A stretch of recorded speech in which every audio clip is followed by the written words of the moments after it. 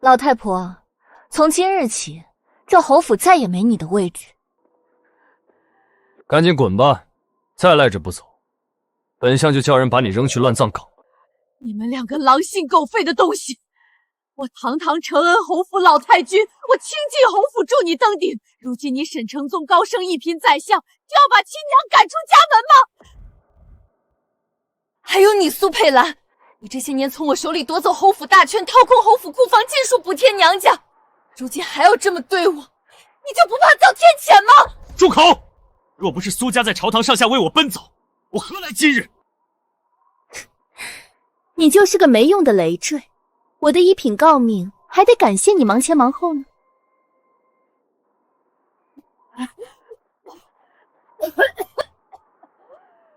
白眼狼，一群狼心狗肺的白眼狼！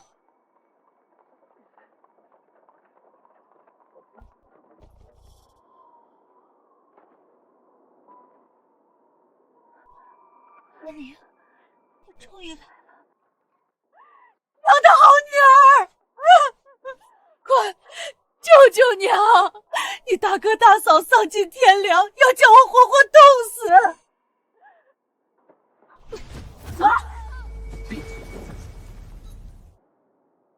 哪来的臭乞丐也拦我的路？娇宁，你怎么能这样对娘？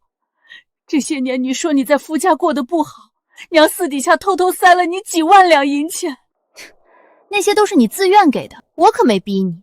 如今大哥可是一品宰相，你被赶出来，定是你自己犯了错。别挡着我，我还要进府赴宴呢。这娇宁，你好狠的心！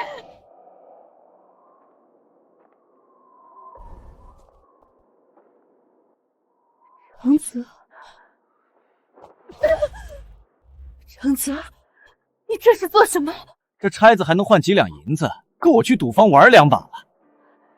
任承泽，我未从催债的人手里护你，前前后后替你还了数十万两赌债，你如今也要这般对我？娘，如今大哥高升宰相，还有苏家帮衬，我肯定以他马首是瞻。你这老东西，就别在这儿拖累我了。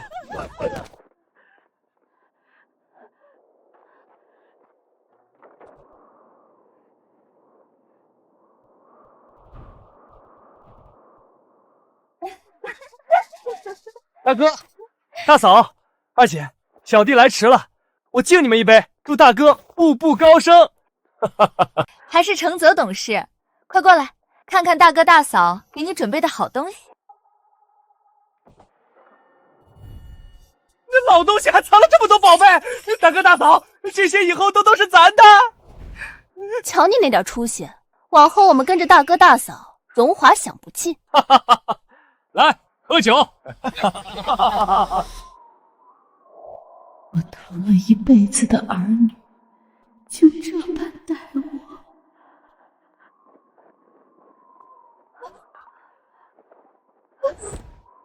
娘，你醒醒，咱们走，我养你。侯林，是我瞎了眼，偏疼那几个畜生冷落了你们。等程阳回来，你要让他们这些畜生血债血偿。娘，程阳他没了。大哥大嫂为了夺侯府，诬陷他通敌叛国，上个月被问斩，我连尸骨都没收回来。什么？小妹选秀入宫，被苏佩兰暗中使绊子，得罪了贵妃，如今被打入冷宫，生死未卜。大姐远嫁他乡，如今穷困潦倒，连温饱都成问题。母亲，我娘！你半生偏疼，竟养出这般忘恩负义之徒，若有来生，我定要他们血债血偿，不得好死。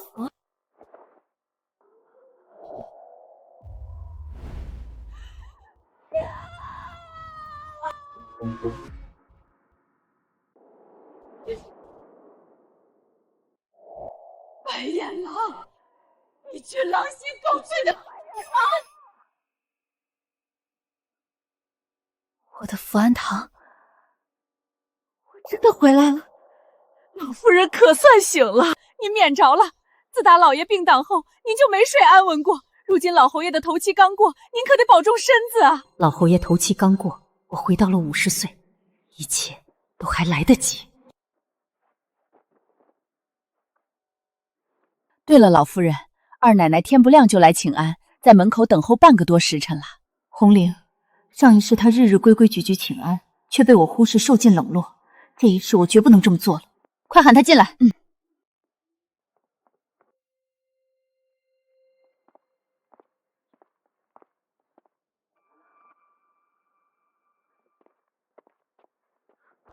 儿媳给母亲请安。好孩子，快起来！这些年苦了你了，一家人不用这些虚礼，往后在我跟前随意些。往日里娘连正眼都不鸟我，今日怎会如此温和？都一时了，大奶奶日日迟到，仗着苏家势大，压根儿不把您的规矩放在眼里。娘，我去催催大嫂。别去，你过去定会被她刁难，娘舍不得。娘，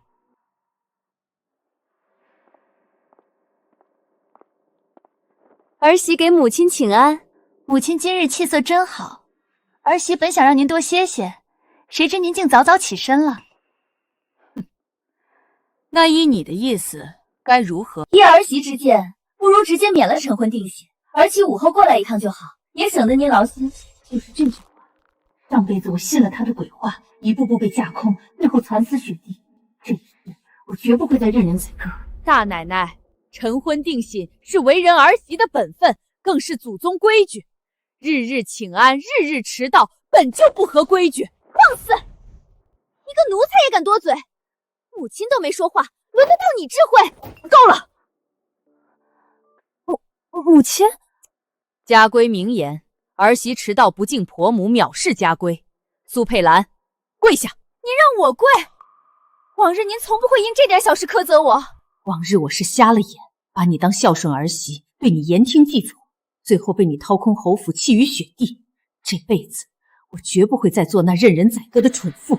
我让你跪，你就得跪，莫非你敢抗命？老太君息怒，大奶奶一片小心，规矩哪有您的身子金贵？您太死板了。主子说话，何时轮到一条老狗插嘴？这规矩是你苏佩兰教的。来人，把这以下犯上的恶奴拖出去，重打50板子，让府里人都看，在我福安堂撒野是什么下场。老夫人饶命！大奶奶救我！饶命啊！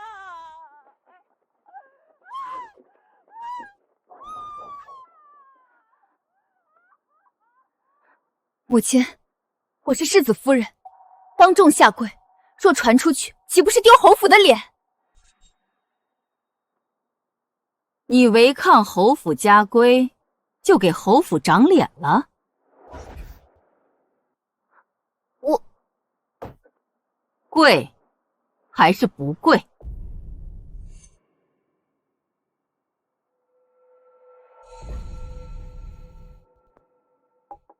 苏氏，你长家几年，府里的账目真的清楚？回母亲，比比清楚，分毫不差。是吗？上月采摆的500两上等银双炭，为何二房收到的是掺了7成烟炭？他是怎么知道的？这老太婆不是一直病着吗？母亲，您听谁挑唆？有人故意污蔑儿媳。污蔑？我撕烂你这张搬弄是非的嘴，已经是给苏家留了体面。你做的好事，我一清二楚。娘，快住手！夫君，你可要为妾身做主啊！母亲毒打崔嬷嬷，还污蔑妾身贪墨宫中银钱。娘，您何必苛责佩兰？她不过迟到请安，还无端指责她贪墨，传出去让人笑话。大哥，大嫂冒图废了晨婚定刑，蔑视家规，并非小事。这里轮不到你多嘴，内宅之事少掺和。妇人，我这个侯府长家的妇人，你也不看在眼里。老侯爷刚死，你就瞧不上亲娘和弟媳，好一个狼子野心！儿子不是这个意思。李嬷嬷，去后脚院请林伯过来。是。娘，您找他做什么？他就是个老糊涂的家仆。前世林伯要揭发你们，被我拒之门外，最后被你活活打死。今生我定要他当众作证。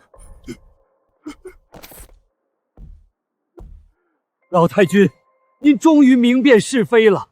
老奴等这一天等了太久，侯爷在世叮嘱要守好侯府根基，防着奸人窃权。林伯，起来吧，把账本呈上来。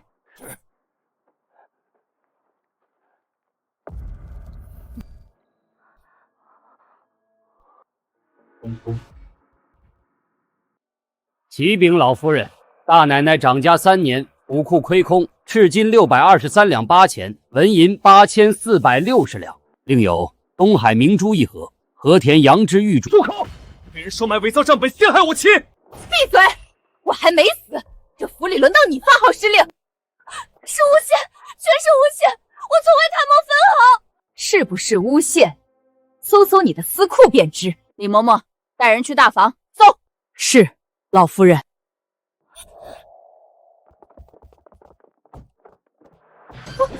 老夫人，您瞧，这是老侯爷生前最爱的摆件，竟都被大奶奶偷去私藏。母亲明鉴，我都是为了程宗的前程，求请饶我这一次。佩兰不过是操持辛劳，有些疏漏，何必较真？当着下人的面，叫我们夫妻如何自处？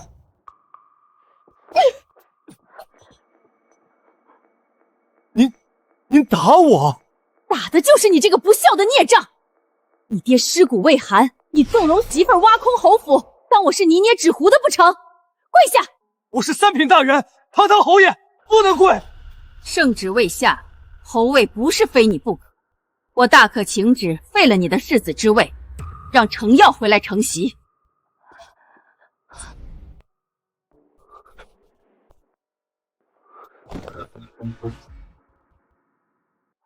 母亲明鉴，我当真毫不知情，全是他自作主张蒙蔽我。沈承宗，你忘恩负义，那些银子全是为了给你铺路钻营。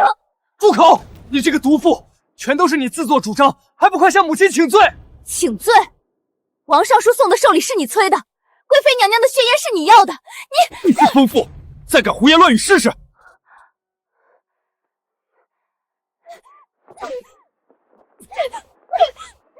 住手！嫌不够丢人现眼。来人，去礼部替大爷告假，代加市集。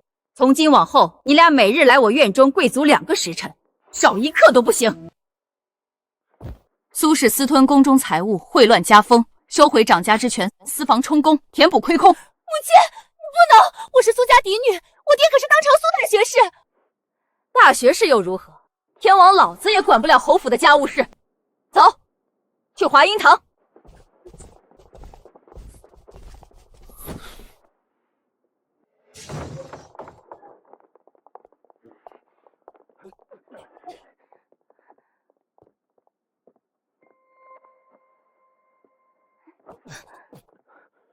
林伯，是。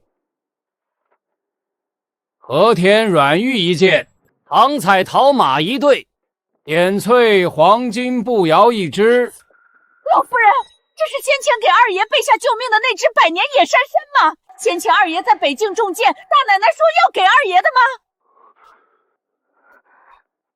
吗？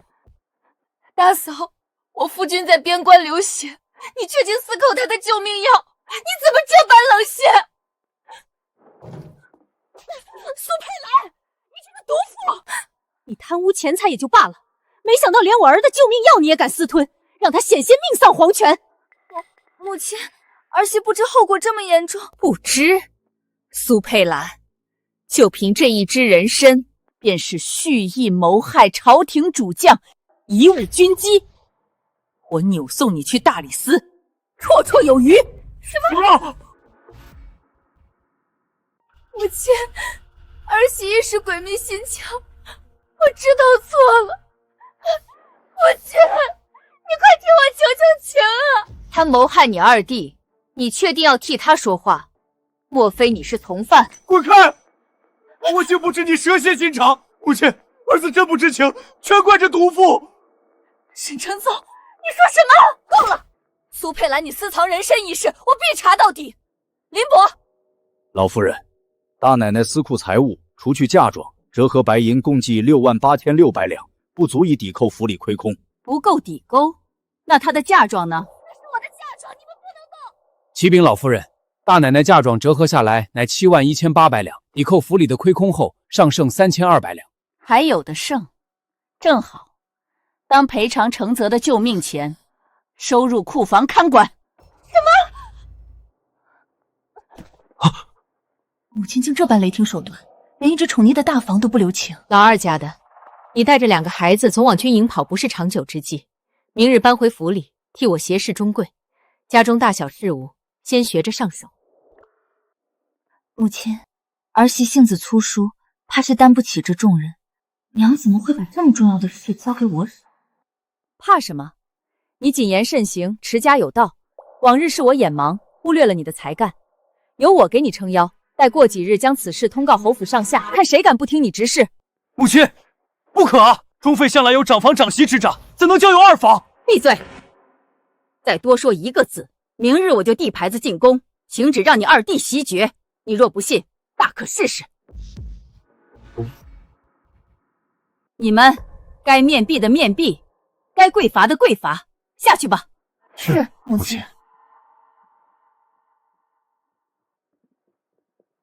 上一世我眼盲心瞎，扶持你们这对白眼狼，继承侯府，一品告顶。这一世想都别想。李嬷嬷，把掌家令牌、钥匙和账册拿来。这些都是侯府的根基，从今往后全交于你。母亲，这分量太重，儿媳怕是担不起。你担得起。红玲，我选你，不仅因你是程耀的妻子，更因为你心怀坦荡。我年纪大了，需要一个信得过的人，替我看好这个家。儿媳谢过母亲的信任，定尽心打理侯府中贵，不辜负母亲期望。具体事务你与李嬷嬷和林伯交接，他们会全力帮你。好了，你先退下吧。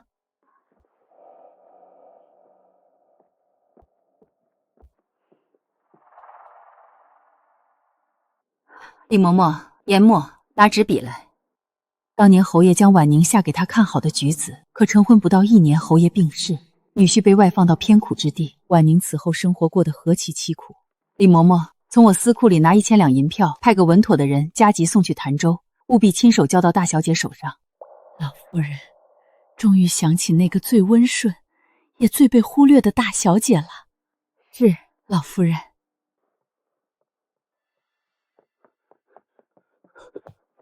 老夫人，不好了！什么事这么着急？小的该死，没劝住小少爷，小少爷又偷偷溜去城外赌坊了，差点把这个孽障忘了。无妨，起来吧，去。明日一早把府里壮丁喊上10几个，都带好棍棒，在院中等候。是，老夫人。开门，快开门！磨磨蹭蹭的，小心爷扒了你的皮！哎呦，我的爷，您可不能再这么玩了！老太太昨儿醒了，威风得很，还派人来寻您呢，怕是要出事。怕什么？娘最疼我了，醒了正好，我正缺银子花，去她那儿讨点。哈哈哈哈哈哈！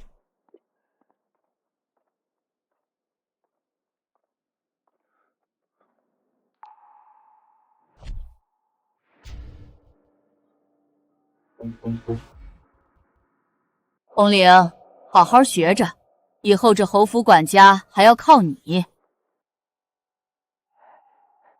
娘，您可算醒了，儿子看上了一匹汗血宝马，手头紧，您先预支儿子1000两银子呗。前世你欠上百万两赌债，拖垮整个侯府，这一世我绝不再纵容你。1000两，你倒敢说？侯府的银子就是被你这般败光的。娘，您这是怎么了？从前别说1000两，就算1万两，你都不眨眼就给我了。那是以前。关门，动手！娘，您这是做什么啊？娘，今日我便好好教教你，什么是规矩，什么是廉耻。给我打！娘，我不过是欠了点赌债，侯府又不缺钱，你怎么能对亲儿子下狠手？小弟，你整日游手好闲，流连赌服青楼，白光多少侯府的银钱。母亲这样都是为了你好。娘最疼我，定会替我还债。你一个二房儿媳，侥幸得了娘的信任，也敢双教我？是吗？去，把那些贵客都请进来吧。老夫人，这是小少爷亲手画押的欠条，利滚利，一共3270两白银。还有我这的500两，他拿侯府名头做保，如今却躲着不见人。娘，您快让他们走，您替我还了，儿子以后再也不赌了，再也不赌了。沈承泽，你听清楚了，侯府没有1文钱替你还债，从今日起，你的月钱份例全部停掉，再敢踏出侯府去鬼混，我便打断你的腿。各位，你们要债，我理解，人就在这里，你们找他自己要去，但记住，这是承恩侯府，若府里少了一砖一瓦，你们担待不起。小少爷，这钱不能赖。就是啊，小少爷，您不还钱，我们就天天来府上请安。救命！放开我！娘，你救我呀！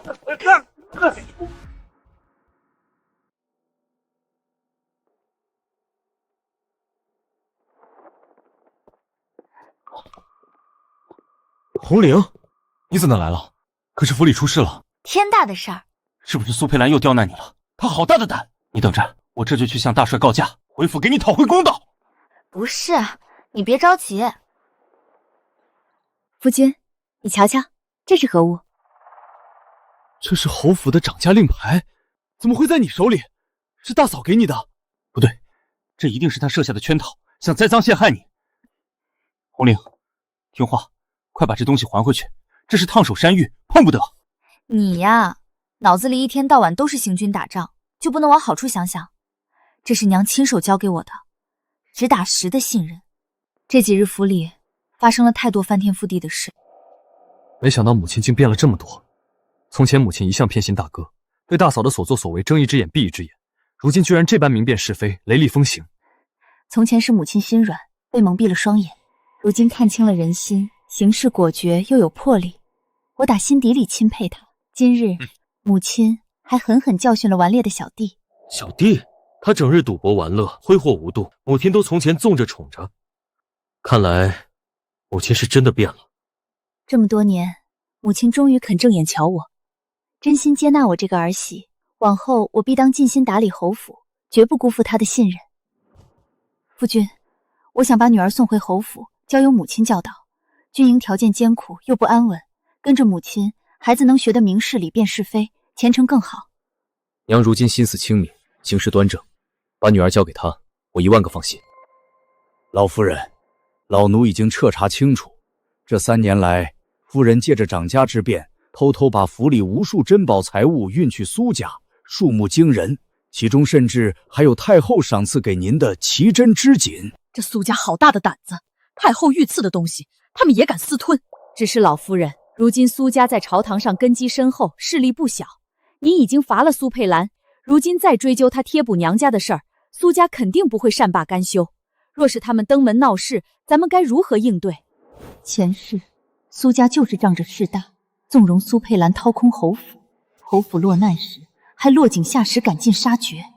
这一世，我绝不会再任他们欺压，任由他们拿捏。问罪：苏佩兰偷盗侯府财物，贴补娘家，本就理亏。苏家若敢来闹，那便是公然纵容家眷贪墨，藐视皇家赏赐。我倒要看看他们怎么向皇上、向太后交代。李嬷嬷，立刻派个稳妥可靠的人进宫禀报太后，就说苏家私吞御赐之物，藐视天威。这一次，我要让苏家彻底明白，我承恩侯府的老太君不是任人揉捏的软柿子。是，奴婢这就去办。名门望族，我堂堂苏家嫡女，想嫁你这侯府世子亦是低调，不过是从侯府拿些东西补贴娘家，算得了什么？江静书那个老东西，竟敢单手夺我掌家权，折辱于我！你还有脸说？上万两白银，数十车的古玩绸缎，全被你偷偷运去苏家。你公然贪墨侯府财物，把我的脸都丢得一干二净。如今府里上上下下，谁不在背后看我笑话？我丢你脸面？沈承宗，你摸着良心说，你在朝堂上的步步攀升，哪一步离不了我苏家的扶持？若不是我爹在朝中为你奔走周旋，你能有今天的地位？苏佩兰，你有完没完？你今日敢动我一根手指头试试，我立刻让人回苏家传信，看你这官位还要不要了。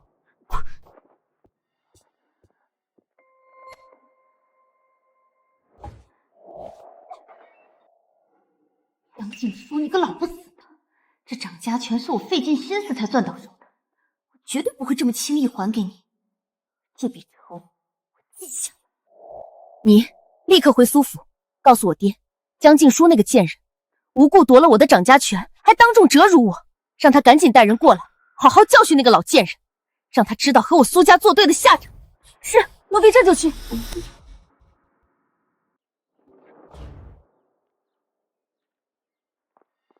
老夫人，不好了！大奶奶的娘家，苏夫人真的带着人上门闹事来了。夫人，侯府重地，您不能硬闯，还需禀告老夫人。放肆！我女儿是侯府当家主母，这地方我想进就进，轮得到你一个下人阻拦？亲家母，你这是做什么？我女儿好歹也是世子夫人，你竟让她跪在露天庭院，这般折辱，传出去岂不让全京城的人看笑话？你眼里还有没有我这个亲家母？苏夫人好大的威风，身为客人，不经通传便闯入我侯府内院，见了主家不行礼，反倒上来就指责。莫非苏家书香门第，教出来的就是这般不懂礼数的人？娘，您怎么来了？女儿没事，不过是儿媳犯了错，受婆母责罚是应该的。您别为了女儿和婆母闹不愉快。亲家母，我倒要问问你，我女儿佩兰嫁入侯府10多年来，勤俭持家，操持中服，没有功劳也有苦劳，到底犯了什么弥天大错，要受罚跪之辱？你们侯府就是这么苛待儿媳的？母亲您别说了，都是女儿不好，惹了婆母生气。你有什么错？我苏家是书香清贵门第，世代为官，岂是你们这舞刀弄枪的武夫世家能比的？你这般欺负我女儿，就是打我苏家的脸面。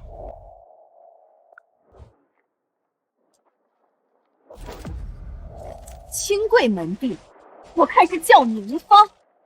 你睁大眼睛好好看看，这就是你苏家教出来的好女儿，怎么会有这么大的亏空？苏夫人饱读诗书，这白纸黑字总看得明白。苏佩兰掌家3年，贪墨侯府数万两白银，偷偷将无数珍宝绸缎运去苏家，桩桩件件账目分明，铁证如山。佩兰，这到底是怎么回事？苏佩兰，事到如今，你还想狡辩？真当我侯府无人，能任由你们母女俩颠倒黑白不成？金银钱财不过都是身外之物。佩兰年轻，身为侯府当家主母，应酬交际，哪样不要花钱？偌大的侯府，不至于为这点银钱如此斤斤计较吧？娘说的是，儿媳一心为侯府操劳，四处周旋打点，到头来反倒落了一个贪墨的罪名。侯府这般容不下人，分明是把我当成了外人。身外之物，那苏夫人倒是说说，你身上这件织锦华服也是寻常身外之物？这匹奇珍织锦是上月太后娘娘亲赐给我的御赐之物，全京城独一份，我自己都舍不得上身，今日竟穿在了苏夫人身上，真是好大的胆子，好一份孝心啊！你胡说，这不过是我在坊间绸缎庄买的普通锦缎，怎么可能是太后的御赐之物？江静书，你休要拿这话污蔑我！污蔑？这织锦上的祥云纹是宫内上衣局独有的针法，普天之下绝无仅有。敢问苏夫人在京城哪家铺子买的？不妨说出来，也让老身开开眼界。京城绸缎庄数不胜数，我记不清是哪家了，反正就是花钱买的，绝不是什么御赐之物。记不清？苏家主母置办衣物，竟会记不清铺子名号？那掌柜姓甚名谁？花了多少银钱？又是何时买的？我即刻派人去查对。若真是此事，我亲自给你赔罪。这苏佩兰，你好大的胆子！贪污侯府银钱也就罢了，如今竟胆大包天，将太后赐给婆母的御赐之物偷偷拿去给你亲娘做衣裳，你可真是个孝女啊！婆母莫不是老糊涂了？这怎么可能是太后御赐的东西？我不过是从府里库房拿了几件普通布料，给我娘做件衣裳罢了，这算什么大罪？就是，不过是几匹布帛而已。侯府这般斤斤计较，未免太小家子气。终究是武夫世家，难登大雅之堂。几匹布帛，你胆敢再说一遍？贪污太后赏赐已是重罪，不敬太后那便是死罪。若是太后娘娘降罪下来，你们苏家上下全都吃不了兜着。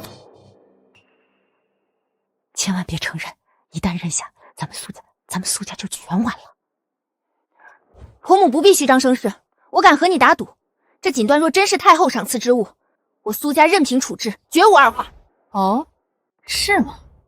如此甚好，这个时辰人应该到了。什么人？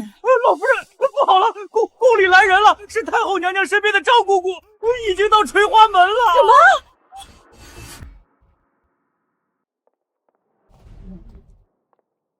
么？奴婢参见老太君，老太君万福金安。张姑姑客气了，劳您亲自跑一趟，老婆子实在过意不去。老夫人言重了，太后娘娘特意嘱咐奴婢前来查看御赐打点妥当与否，也顺道探望老夫人。太后娘娘还记挂着老身，实在让人心怀感念。老身在此叩谢太后隆恩。老夫人快请起，太后娘娘常念之您，嘱咐奴婢务必好生照料您的身子，多陪您叙叙旧。太后娘娘这般垂爱，老身感激不尽。只是老身年迈，精力不济，打理这侯府事务实在力不从心。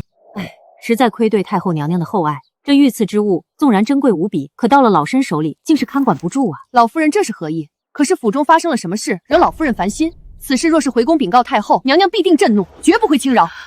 这位老夫人是？这位是侯府的亲家母，尚书府的苏老夫人。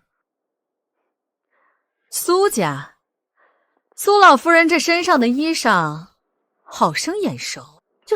这是大胆！这明明是太后娘娘特赐给老夫人的祥云之锦，你从何得来？这是小女佩兰孝敬我的，简直胆大包天！此锦乃太后娘娘亲赐之物，你们竟敢吞噬转赠，藐视天威，目无尊上，真是活腻歪了！张姑姑饶命！老身不知这是御赐之物啊！不知道，御赐祥云纹乃皇室专属纹样。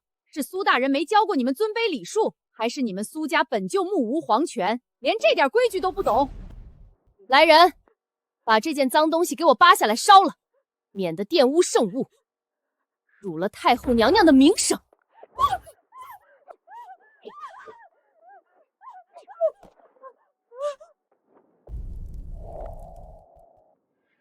你们苏家真是好大的胆子！外界都传苏尚书德才兼备。苏家是书香清贵门第，今日一见，不过是些贪慕虚荣、目无王法的粗鄙货色。依我看，这尚书之位，不如回禀太后娘娘，换个守规矩的人来做更妥当。张姑姑，万使不得啊！是我糊涂，是我一人的错，与苏家无关啊，与我家老爷无关啊！求姑姑高抬贵手。滚开！老太君，这等不知规矩、藐视天威的泼妇，您觉得该如何处置？张姑姑是太后身边的人，有您替侯府做主。老身自然没有任何意见，全听姑姑安排。既如此，立刻给老太宗磕头赔罪，再滚回苏家，让苏尚书备好厚礼，不日带你母女二人亲自来侯府赔罪。什么？张姑姑，我苏家好歹是名门望族，我更是堂堂尚书夫人，怎能向此磕头？名门望族，偷拿太后御赐之物的名门望族，倒是头一回见。既然苏老夫人不肯低头，那也不必多言，直接让苏大人去朝堂领罪吧。我这就磕。张姑姑，都是我糊涂，此事万万不关苏家的事儿，求你开恩，放过苏家吧。看清楚，是给老太君磕头谢罪，不是给我。老太君，是我错了，以后我定当好好讲晚辈，再也不敢犯此大错。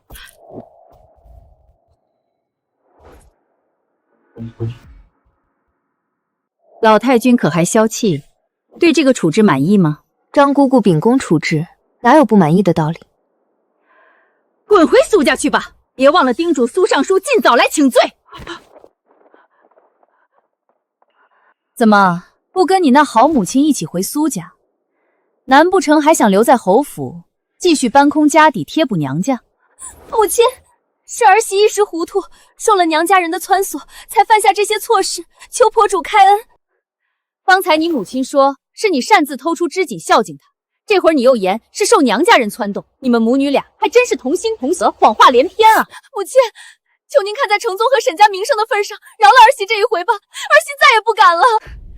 看在程宗的份上，苏佩兰，你搬空侯府库房，大把银钱往苏家送的时候，可曾想过程宗？可曾想过侯府的基业？儿媳真的知错了，掌家权儿媳不敢再要，皇后绝不敢再染指半分。掌家权早就不在你手里了，既然知错，便在这院中跪着反省，没有我的命令，谁敢服，一同受罚。张姑姑，让您见笑了。太后娘娘前些日子念叨的南阳御剑，我那儿正好还有几项成色上等的，劳烦姑姑一步帮忙长长眼。老夫人客气了，请。江静书，你给我等着！今日之辱，我苏佩兰记下了。这侯府的大权，我迟早会夺回来。你今日加居在我身上的，我必定千倍百倍奉还。老不死的，竟然让我在下人面前跪足3个时辰！这双腿若是废了，我定要将你碎尸万段！还有萧红玲，必定是他在背后搬弄是非、挑拨离间，这笔账我一起算。银珠，你这吃里扒外的贱蹄子！若不是你办事不力，坏了我的大事，我怎会落得这般下场？今日我非扒了你的皮不可，还不快滚过来扶我！贱婢，连你也敢不把我的话当回事？给我起来！死人了！快来人！死人了！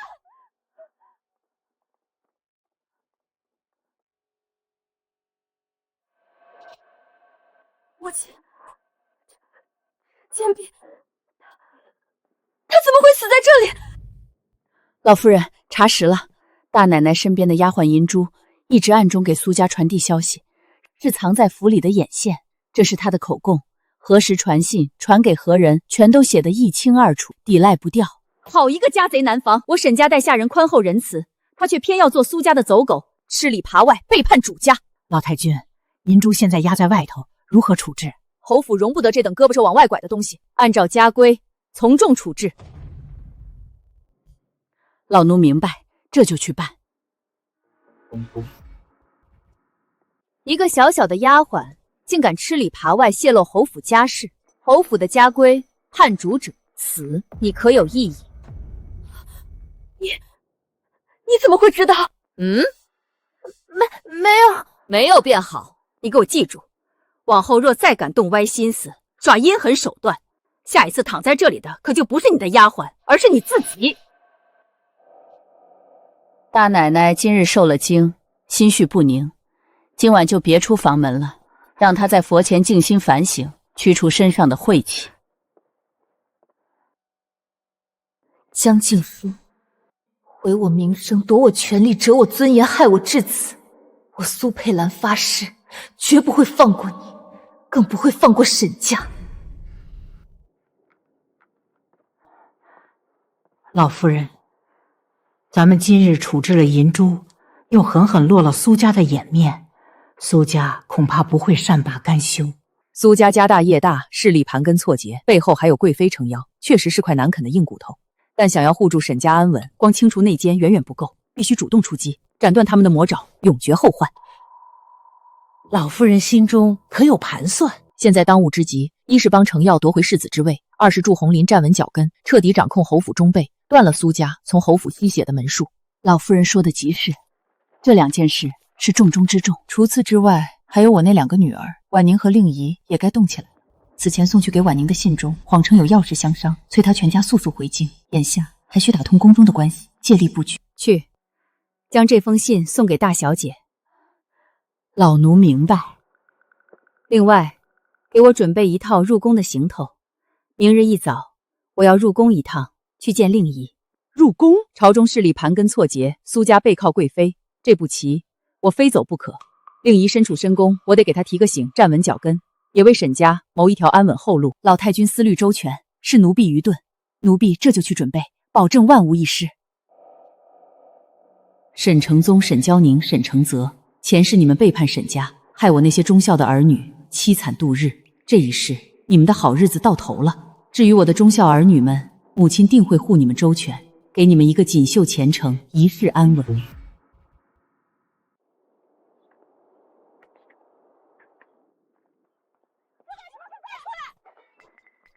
大清早的，何处如此喧哗？回老夫人，听声响像是后院厨房廊下那边传来的。走，去看看。是。刘妈妈，你给我说清楚，这药包里过量的冰片是谁放进去的？慧儿才5岁，你们竟敢在她的吃食药材里动手脚，这是想要她的命啊！二奶奶，瞧您这话说的多难听！冰片本就清热去火，不过是怕小小姐夏日里心火旺，才加了一些。这可是大奶奶管家时定下的规矩，怎么到了您这儿，反倒成了要命的毒物了？你胡说！这冰片的分量足足超过正常用量数倍，根本不是寻常调理，分明是蓄意加害。二奶奶就是年轻气盛，小题大做。大奶奶管家的时候，府里上下和睦，哪有这么多口舌？大家伙说是不是这个理儿？大奶奶那是菩萨心肠，宽和大度，府里上下人人心服。您啊，还是学着点容人的度量吧，别整天疑神疑鬼的，闹得府里鸡犬不宁。好一个苏佩兰，好一个众人称道的善人主母，背地里竟如此歹毒。老太君，您怎么有空到后院来了？前世慧儿从小体弱多病，不到10岁便夭折了，原来根子竟在这里。母亲，您听儿媳解释，慧儿她差点……母亲，老太君英明，二奶奶到底年轻，没见过世面，为这一点子药材就闹得鸡飞狗跳的，老奴正劝着呢。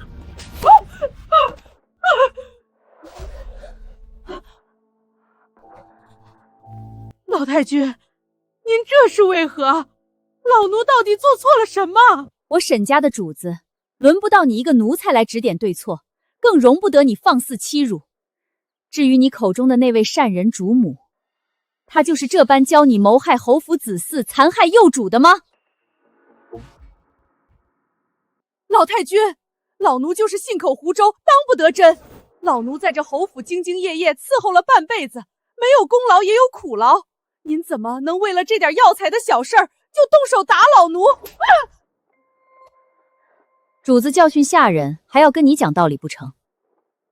你刚才一口一个大奶奶，是想拿她来压我，还是觉得这侯府早就改姓苏了？老奴不敢，老奴绝无此等心思，求老太君开恩。今日借着此事，正是助红菱真正长家的最好时机，又能断了苏佩兰的爪牙。红菱，把我给你的掌家令牌拿出来。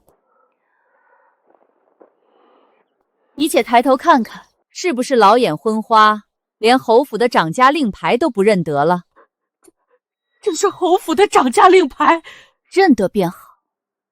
所有人都给我听清楚了，从今日起，侯府的掌家之权正式交由二奶奶执掌，往后侯府上下里外开支、人事任免、奖惩处罚，全凭二奶奶一人做主。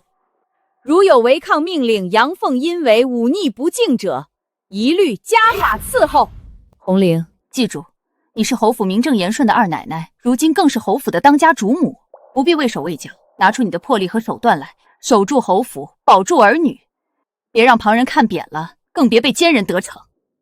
儿媳明白，请母亲放心，儿媳定会整顿府内，肃清奸佞，为慧儿讨回公道，守住侯府安宁。来人，按照侯府家规，残害侯府子嗣，忤逆不敬，以下犯上，当如何处置？回二奶奶，不，回主母。按侯府家规，当先重责40大板，再打断4肢，逐出侯府。既然清楚家规，还愣着干什么？立刻执行！哎呦，你们放开我！救命啊！住手！全都给我住手！你们这群奴才，我的人你们也敢动？大奶奶，您可算来了，快救救奴才，他们要打死奴才呀！大奶奶见谅，奴才们按侯府家规办事，处罚忤逆刁奴，还请大奶奶退后几步，免得棍棒无眼，伤了您的贵体。你算个什么东西？我可是这侯府的大嫂，母亲已经将掌家大权交于我，你若执意阻拦，便是公然不服主母的命令，按家规同样要罚20大板。若大嫂实在于心不忍，不如同刘妈妈一起受罚。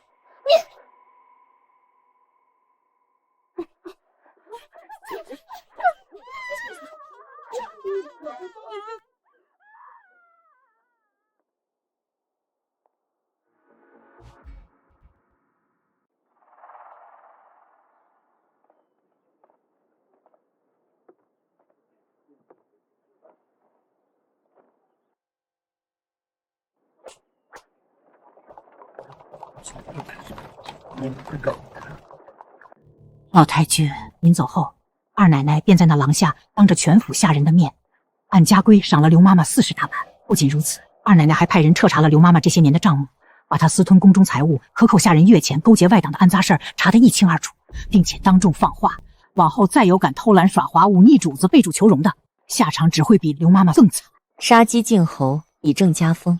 他从前软弱心软，今日总算是磨出主母的魄力和手段。以后侯府的掌家大权才算真正落在他手里。慧儿如何了？老太君放心，府中的大夫已经给慧儿小姐诊过脉了，开了调理的方子。孩子受了点惊吓，身体并无大碍。不必耽搁，直接入宫。是。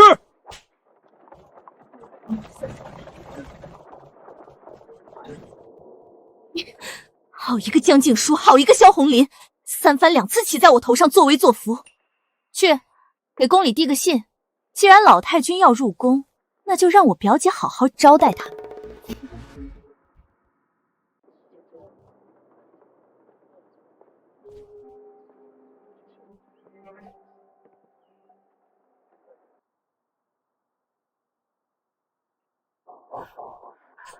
母亲，您怎么来了？女儿日日都盼着你，夜夜都想念你。母亲放心不下你，特意进宫来看你。我的姨儿住在这样的地方，实在是太委屈了。女儿不委屈，后宫日子本就清淡，只要皇上心里记挂女儿，女儿住哪里都觉得安稳。傻孩子，还是和前世一样天真。帝王之爱最是良补，前世若不是轻信帝王恩宠，你又怎会被苏家贵妃陷害，惨死冷宫，尸骨无存？这一世，母亲定要让你看清后宫残酷真相，护你平安，助你站稳脚跟。姨儿，母亲今日进宫，不只是来看你，还有要事问你。你觉得活下去，甚至活得体面安稳的道理，到底是什么？母亲，你是想说，有了皇上的宠爱，就能无恙？母亲，您怎么知道我想说什么？傻孩子，你真以为靠着那点虚无缥缈的恩宠，就能在这后宫高枕无忧吗？母亲这话是什么意思？你可知晓，这几日侯府已经出了天大的事，更是牵扯上了苏家，稍有不慎，便是满门倾覆的大祸。母亲，女儿愚笨，听不懂这其中的厉害，还请您明白示下，女儿好心里有数。你大嫂苏佩兰私吞侯府宫中银钱，掏空家底贴补娘家，数额巨大，罪证确凿，被我当场抓获。如今我已经彻底收回她的掌家大权，将她禁足院内，再无插手侯府事务的权利。什么？大嫂她竟然做这种事？我一直以为她待人和善，最是贤良。贤良？她贤良到将侯府的银子大把大把的搬回苏家。姨儿，你记住，这世上除了你自己，没有任何人会是真心实意对你。父母手足尚且可能心怀鬼胎，更何况是这吃人不吐骨头的后宫。你以为苏佩兰在府中受了气，就会善罢甘休吗？以她的性子，此刻她求救的信恐怕已经送到了她表姐淑妃的手上。你在这深宫之中无依无靠，必当首当其冲。母亲，女儿在宫中时常受到淑妃的排挤和刁难，原来竟是因为大嫂的缘故。你现在才明白，也算不晚。母亲，女儿知错了。女儿这些年只想着风花雪月，不懂人间险恶。母亲，我该怎么做我想帮你，想护住侯府。好孩子，你能有这份心思，母亲很欣慰。后宫从来不是避风港，是不见硝烟的战场。想要活下去，想要活得安稳体面，不能只靠别人庇护，要有自己的心计和手段。女儿明白了，请母亲教我。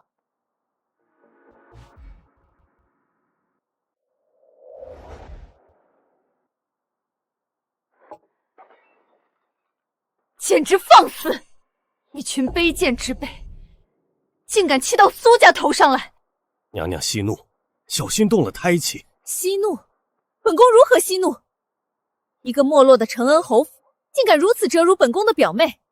江静熙那个老贫婆，简直是活得不耐烦了！哼，我看何止他敢褫夺佩兰在沈家的掌家权，还敢逼着佩兰给他下跪，不把岳维你放在眼里。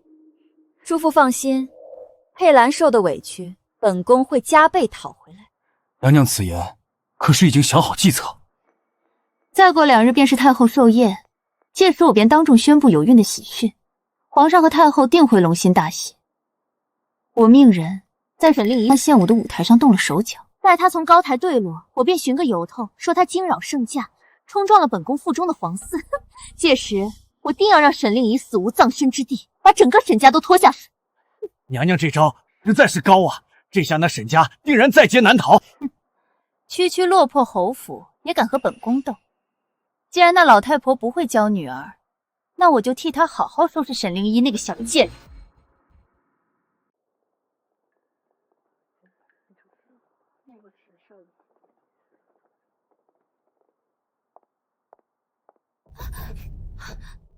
哎呦，我当是谁没眼力劲儿挡了去路，原来是沈贵人。翠儿，不得无礼。沈妹妹出身武将世家，平日里在侯府里也惯了，不懂宫里的规矩礼秀，也是情理之中的事。淑妃娘娘此言差矣。我们承恩侯府虽是武将起家，但家风清正，深谙大义。若无武将镇守边疆，浴血奋战，何来这京城的太平盛世，歌舞升名？沈家儿郎为国尽忠，守家国天下，行大仁大义，这等忠烈门风，自然和那些只会钻营算计、居于小节而无大义的门户不同。前世淑妃便是在这寿宴门口用这番话激怒了令仪。令仪年轻气盛，为了维护家族颜面，当众顶撞，结果心神大乱，在御前失仪跌倒，毁容获罪，从此断送生路。这一次我绝不会让悲剧重演。放肆！江静书，你这是在讽刺我们苏家是小门小户，门风不正吗？老身只是论事，并未指名道姓，娘娘何必对号入座了呢？莫非娘娘心里也这么觉得？你这个老刁婆！娘娘息怒，这老太婆口舌厉害，别跟她逞一时之快，别忘了咱们的大计，好戏还在后头。等沈灵溪那个贱人登台出丑，他们就笑不出来。也是，本宫身份尊贵，不与将死之人计较。别怕，记住娘教你的，无论发生什么，都要沉住气。是，母亲，女儿记住了。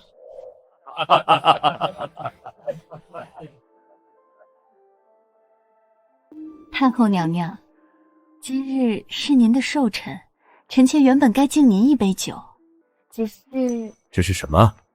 爱妃今日怎么吞吞吐吐的？只是臣妾身子不便，太医叮嘱不可饮酒，臣妾有喜了。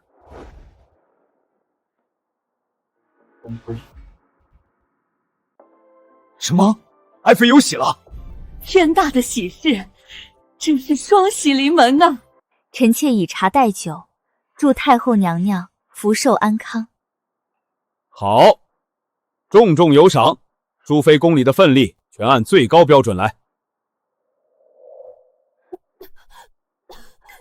爱妃，怎么了？快传太医！皇上，臣妾没事，只是心中郁结，动了胎气。你怀着龙嗣，谁敢让你受委屈，心里郁结？皇上，太后，还请为淑妃娘娘做主，娘娘这是心病啊！苏爱卿，有话直说。皇上和太后有所不知，淑妃表妹苏佩兰在侯府勤恳持家，却被姜老太君无端夺权，当众羞辱。娘娘心疼妹妹，日夜忧思，才伤了龙胎啊！皇上，臣妾的妹妹命苦，沈家这般行事，实在欺人太甚。岂有此理！承恩侯府好大的胆子！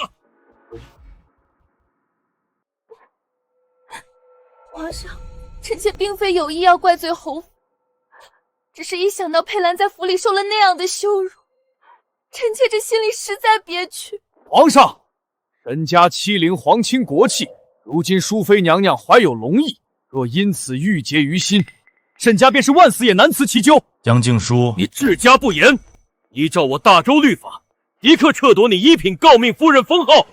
皇上息怒，此事尚有诸多疑点，万万不可听信一面之词便草率顶罪，有失偏颇，更会寒了老臣之心，难以服众。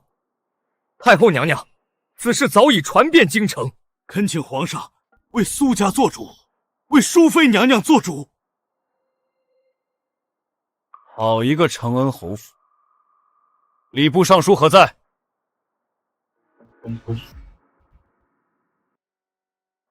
江静书，治家不严，司法儿媳，荒唐至极！礼部尚书即刻拟旨，剥夺一品诰命夫人封号。皇帝，此事母后不必多言，朕意已决。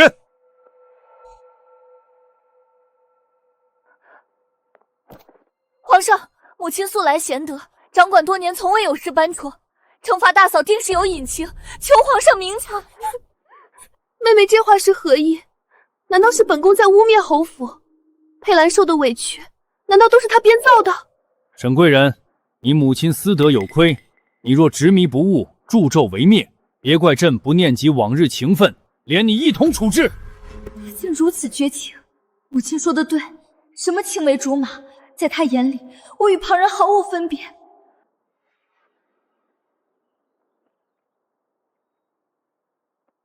令仪，等我将来登基，定护你一生周全，绝不让你受半分委屈。皇上息怒，苏家一口咬定老身苛待儿媳，却拿不出半分实证，这般急于治罪，莫不是苏大人与淑妃娘娘合谋，蓄意污蔑侯府？你血口喷人！这都是我妹妹亲口哭诉，岂会有假？她膝盖之间还有被罚长跪的伤痕，皇上可派太医去查验。好，若老身真无故私罚儿媳，莫说褫夺诰命，就算皇下令抄没承恩侯府，老身也绝无怨言。但若老身能证明苏大学士与淑妃娘娘所言全是诬陷，皇上，您可会秉公办理，为侯府做主？江老夫人，这话是什么意思？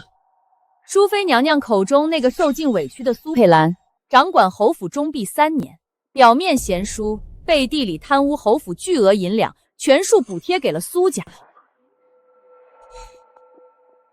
皇上明察，佩兰自幼贤良，绝不可能会做出贪没夫家财产的卑劣之事。苏大人倒是会说嘴，他若真的清白无私，被惩戒后为何不反思过错，反倒心生怨恨，跑到宫里恶人先告状？你一派胡言！江静书，你少血口喷人！你说贪没银两，证据何在？仅凭你一面之词，岂能定罪？江老夫人口说无凭，拿不出铁证，便是欺君罔上，污蔑朝廷命官和后宫，罪责难逃。老身敢在皇上面前直言，自然有备而来。老身早料到苏家会借机倒打一耙，今日特意带来了实证。这是苏佩兰命人暗中送往宫中，向淑妃娘娘告状求助的亲笔信，字字都是她亲手所写。什么？请皇上过目。你可知背叛侯府是死罪？更不用说你此番行径是意图谋害宫中贵人。一旦东窗事发，不仅你要千刀万剐，就连你远在乡下重病的爹娘也难逃牵连。求老太君开恩，奴婢知错了，奴婢再也不敢了。我知道你是为了筹钱给你爹娘治病，只要你乖乖听我的话，我不仅免了你的死罪，还会给你一笔丰厚的银子，让你返乡安心回去照顾父母。谢谢老太君，奴婢愿为老太君做牛做马。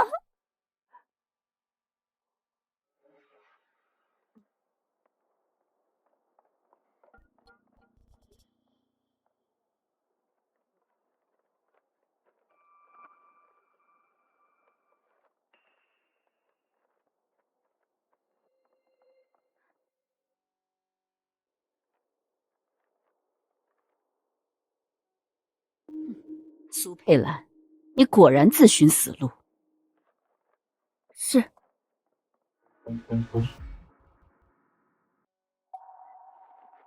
放肆！苏菲，你自己睁大眼睛看看，这就是你口中那个受尽委屈、安分守己的好妹妹，信里字字句句皆是恶毒之语，竟还妄图利用你在宫中兴风作浪，教训侯府，这究竟是怎么回事？皇上，臣妾。皇上明察，这信件伪造与否，只需对比苏佩兰的笔迹，一查便知。皇上若是不信老身方才所言，大可即刻派人去侯府取来苏佩兰的手书，当场核验。好你个苏佩兰，竟敢欺君罔上！皇上，老太君说的没错，前几日哀家特意派张公公亲自前去侯府探望老太君，却无意间发现那苏家老夫人身上所穿的衣料，竟是哀家去年亲自给承安侯府仅供侯府主母使用的御用云锦。苏大人，淑妃，你们好大的胆子！今日必须给哀家和皇上一个交代。叔父，这锦衣的事您怎么没告诉我？我也不知道啊。佩兰那丫头只说送了些好料子回来，谁知竟是太后赏赐的贡品。该死的苏佩兰，居然连太后御赐之物都敢往娘家搬，这么重要的事情竟敢瞒着我，成事不足败事有余的东西。张姑姑，太后所言你可亲眼得见？回皇上的话，老太君说的句句属实。奴婢进门便见到那前来侯府做客的苏家老夫人，身上穿着的正是太后娘娘去年赏赐给老太君的御用云锦。奴婢伺候太后多年，那云锦的纹样和光泽绝不会认错。皇上，太后娘娘赏赐的锦衣乃是无价的贡品面料。苏佩兰掌家这3年，不仅掏空了我侯府的库房，甚至连这等御赐贡品都敢偷运回娘家，这便是她贪污的铁证之一。淑妃，事到如今，你可还有话说？太后娘娘明鉴，臣妾冤枉了。臣妾长居深宫，哪里知道妹妹在府外的这些糊涂事？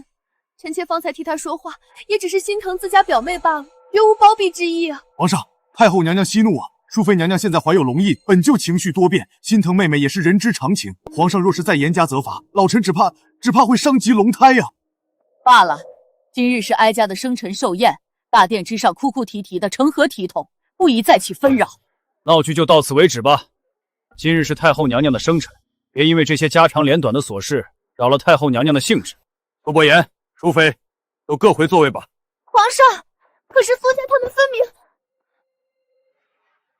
老身多谢皇上，太后娘娘为侯府做主。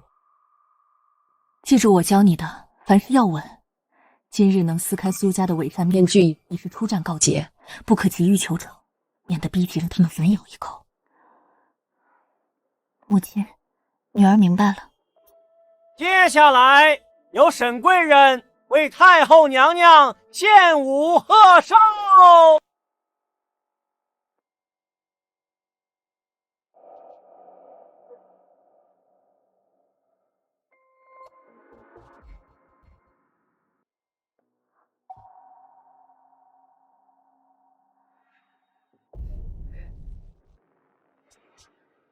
臣妾恭祝太后娘娘福如东海，寿比南山。好一个灵动俏丽的丫头，这舞跳得极妙，哀家甚是喜欢。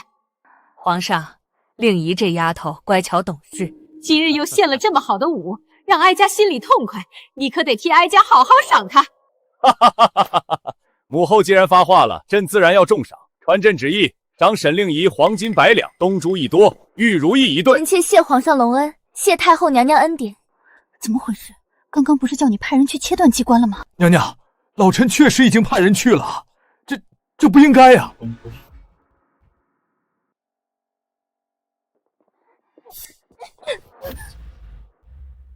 苏大人急得满头大汗，东张西望的，可是在找他。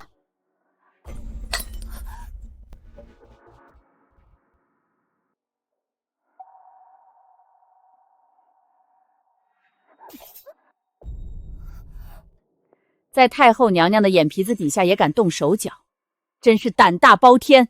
皇上，太后娘娘，老奴在后台发现这宫女鬼鬼祟祟，竟企图割断支撑彩绸机关的绳索。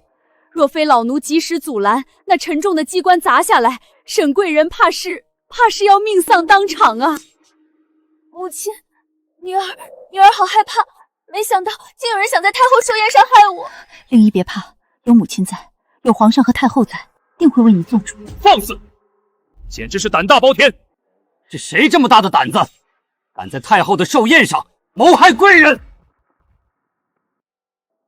母亲所言，女儿字字句句都牢记在心。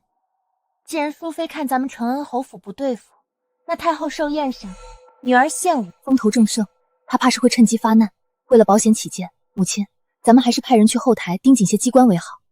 令仪虽然年幼，从前又总是满脑子情爱，但这般聪慧一点就通，假以时日，定能在后宫站稳脚跟。不可能，本宫安排的天衣无缝，怎会被那老太婆的人截了行踪？到底是哪里出了破漏，毁了本宫的好事？皇上，臣妾自入宫以来，素来安分守己，待人谦和，从未与人为恶。为何有人要在太后寿宴这般喜庆之日，对臣妾下此毒手，置臣妾于死地？今日若不是李嬷嬷及时阻拦，臣妾恐怕再也见不到皇上，再也不能侍奉皇上与太后了。还请皇上为臣妾做主啊！皇上，太后娘娘，今日乃是太后娘娘的千秋圣寿，是举国同庆、福泽绵长的好日子。在此等吉庆之时，竟有人暗藏祸心，意图伤人，摆明了就是不把太后娘娘放在眼里，不把皇室威严放在心上啊！反了，真是反了！光天化日之下，竟敢在哀家的寿宴上作祟，给哀家查，彻查到底，绝不姑息！说，是谁指使你这么做的？如实招来，或许还能留你一条全尸。皇上问你话呢，还不快说！到底是谁指派你谋害沈贵人？你既已被抓，想必也清楚自己已是插翅难飞。痛快招供，不仅能留条小命，还能保住你在宫外的家人。若是死咬着不松口，不仅你自身难保，你的家人也会因你株连。招供是活，沉默是死，你自己选。老夫人不好，她在服毒！老夫人，人没气儿了。这宫女竟将剧毒藏在舌底，见事情败露，便服毒自尽了。下手可真够快的，死无对证，这宫里的手段，老身今日算是见识。死人才最保险。江静书，你想拉本宫下水？做梦！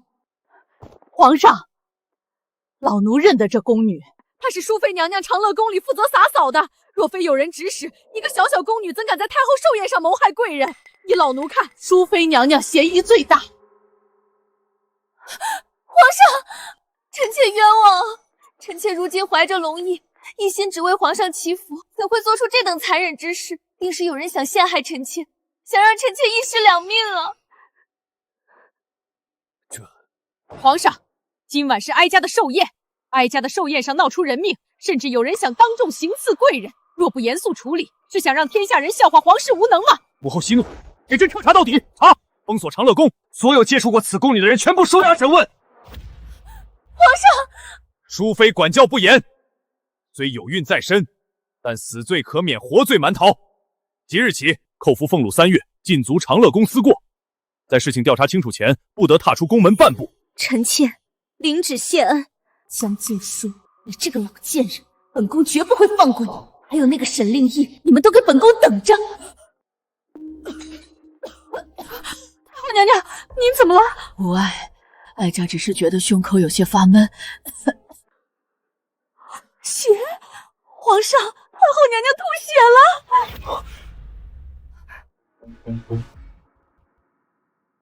母后，来人，快传太医，传太医！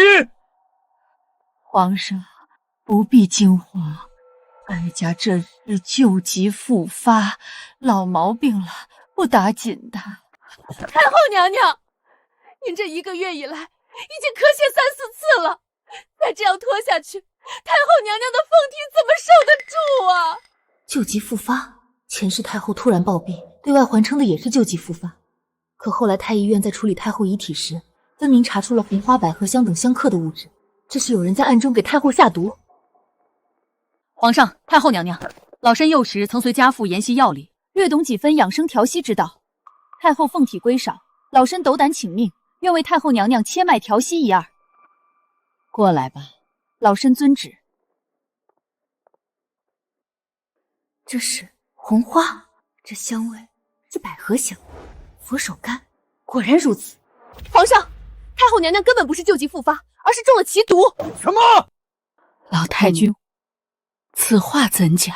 皇上请看，这茶杯中泡的乃是活血的红花，这香炉中燃的是凝神的百合香，而这盘中所盛是理气的佛手柑。这些皆是养生珍品，有何不妥？回太后娘娘，这3样东西单独分开来看，确是千金难求的养生珍品。可若是合在一起，长期使用，便会相生相克，化作穿肠烂肚的慢性毒药。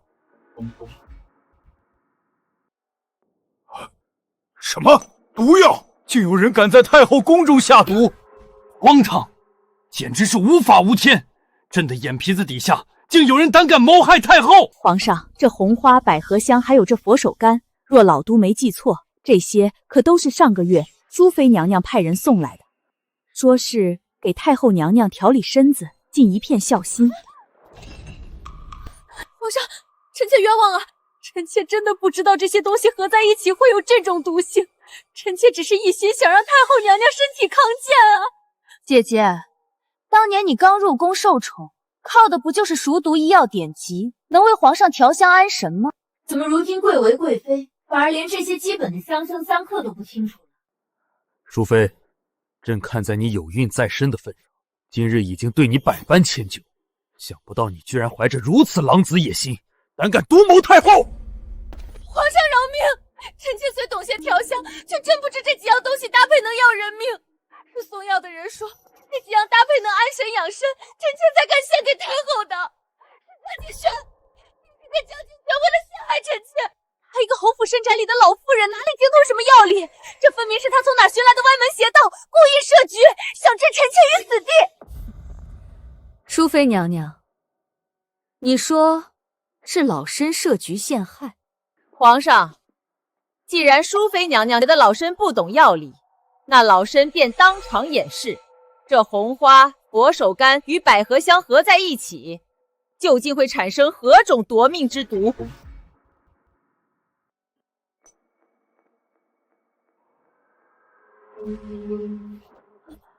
皇上、太后，这杯中之物便是淑妃娘娘送来的孝心。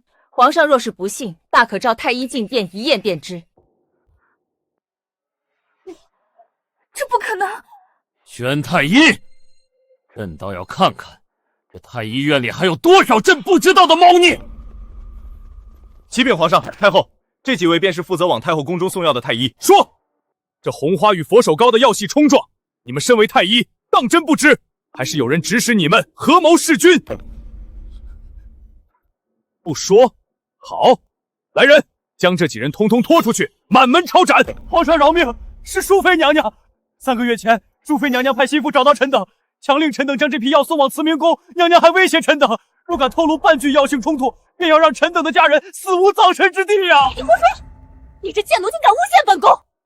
淑妃娘娘，如今人证俱在，你操控太医院，谋害太后，构陷我承恩侯府，桩桩件件证据确凿，你还想狡辩到什么时候？淑妃，哀家往日里待你不薄，甚至把你当亲生女儿疼爱，你竟如此歹毒，想要哀家的命！来人，将淑妃禁足，彻查此事。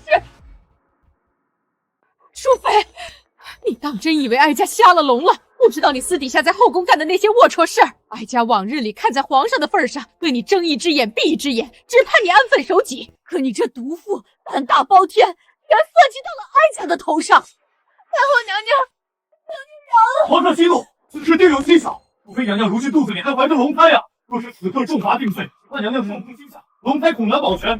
求皇上先暂缓定罪，待微臣协同大理寺查清真相，再做处置。这也算给皇家留后，为皇上祈福。我肚子里还有皇上的骨肉，只要我饲养出不是故意的，他们现在没有我直接下毒的证据，就定不了我的死罪。皇上，臣妾真的不是猫性相控啊，臣妾只是一直想让太后后体刚健，才四处搜罗偏方。臣妾就算有天大的胆子，也不敢拿肚子里的皇嗣冒险去毒害太后啊！哼，好一个不知药系相冲，好一个为了皇家留后！别以为你不说，朕就查不出来。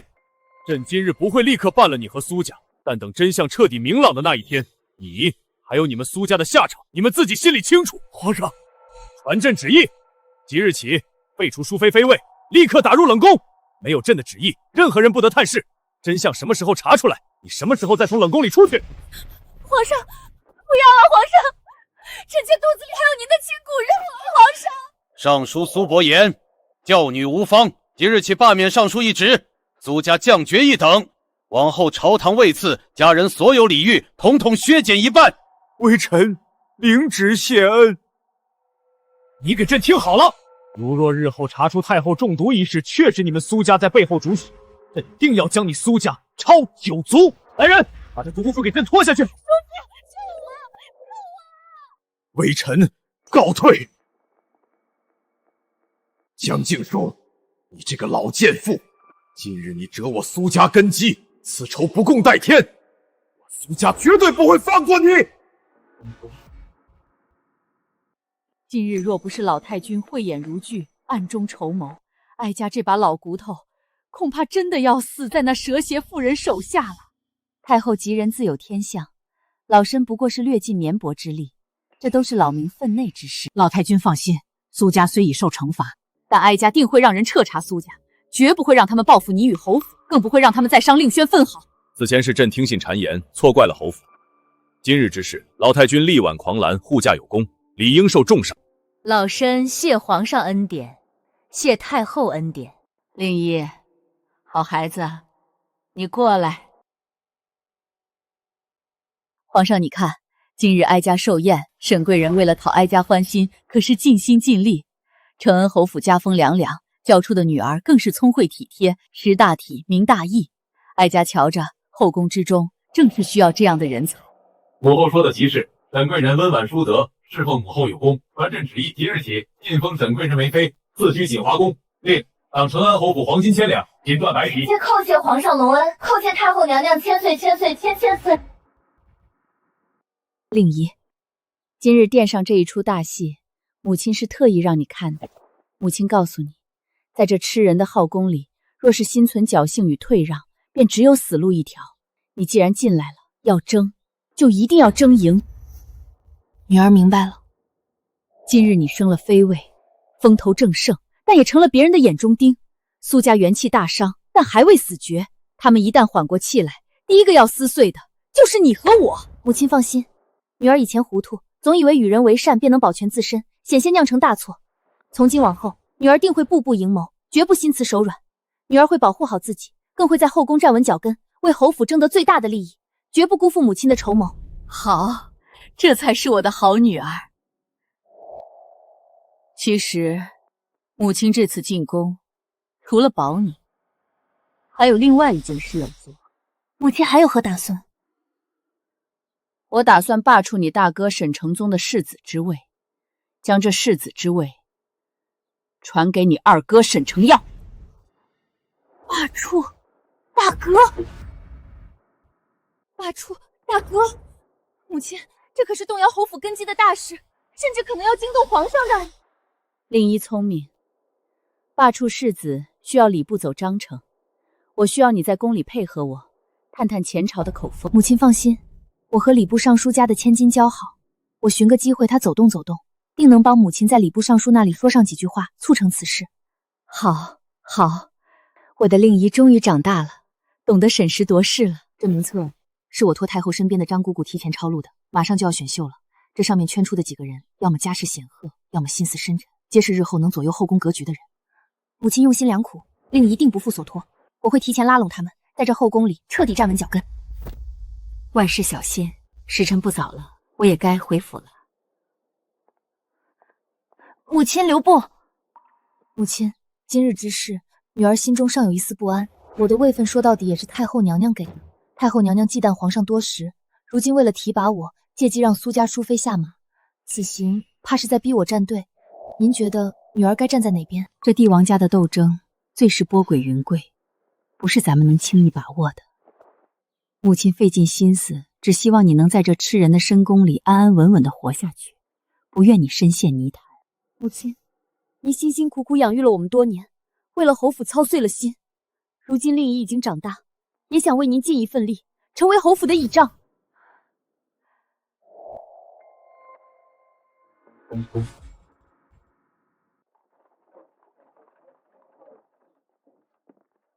娘，娘，婉宁，许久不见，你怎么瘦成这般模样了？前世我偏心娇宁，对婉宁百般严苛冷落，由着她在夫家受苦。重活一世，娘绝不让你再受半点委屈。娘，从前娘对我最是严苛，连我多回府一次都要被训斥。今日怎么对我这般温柔？大姐，你是不知道，母亲自从大病初愈，变了可多了。如今母亲不仅明察秋毫，更是最心疼我们这些晚辈了。你快别站在风口了，小心受凉。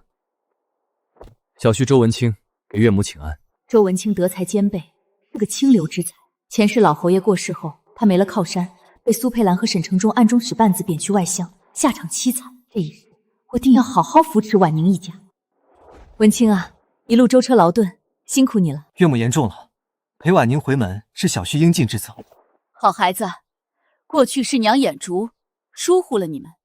从今往后，你们就留在京城，别再回那偏远的任上了，别离开母亲了，好吗？娘，这怎么使得？文清的官职有我在，谁敢动文清的前程？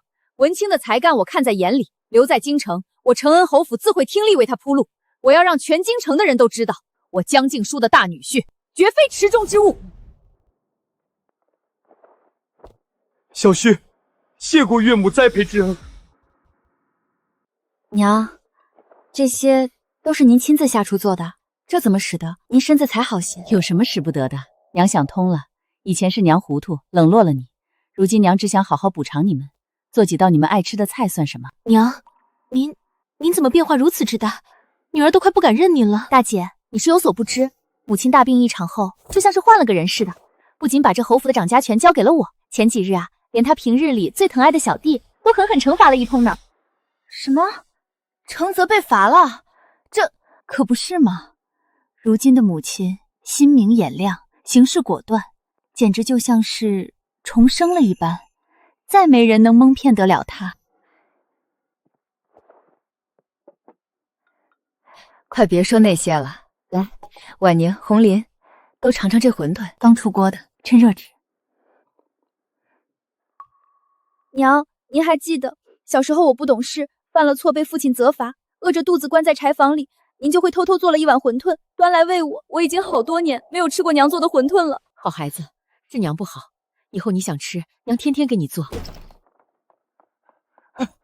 老太君，二小姐的车马到府门了。他倒还知道回来。娇宁回来了，娘，要不要去迎迎？迎他？他好大的排场，让他自己滚进来。都躲开，没长眼睛的东西，弄脏了本小姐的裙子，你们赔得起吗？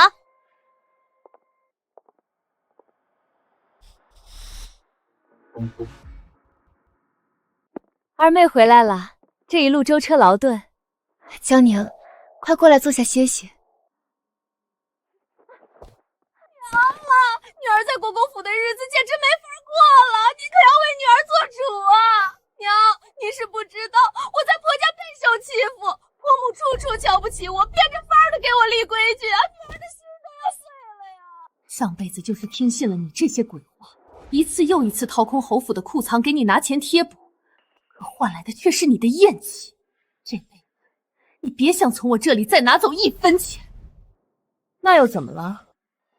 当初可是你自己死乞白赖，1哭2闹3上吊，非要嫁给安国公府世子。如今受了委屈，你又来侯府哭丧给谁看？娘，您这是怎么了？往日里您不是最疼爱我的吗？我可是您的亲骨肉啊！娘，您不知道我在国公府当真是寸步难行，处处都需要银子打点。上个月婆母过寿，我备的寿礼比几个妯娌差了一大截，当众被他们好一顿嘲笑。还有世子养在外面的那个贱人，居然还要我拿银子去打发。娘，您快给我5000两银子，少1分我在国公府都过不下去啊！娘，我就知道你最疼我了。您今天若是不给我这5000两银子，我就一头撞死在您面前。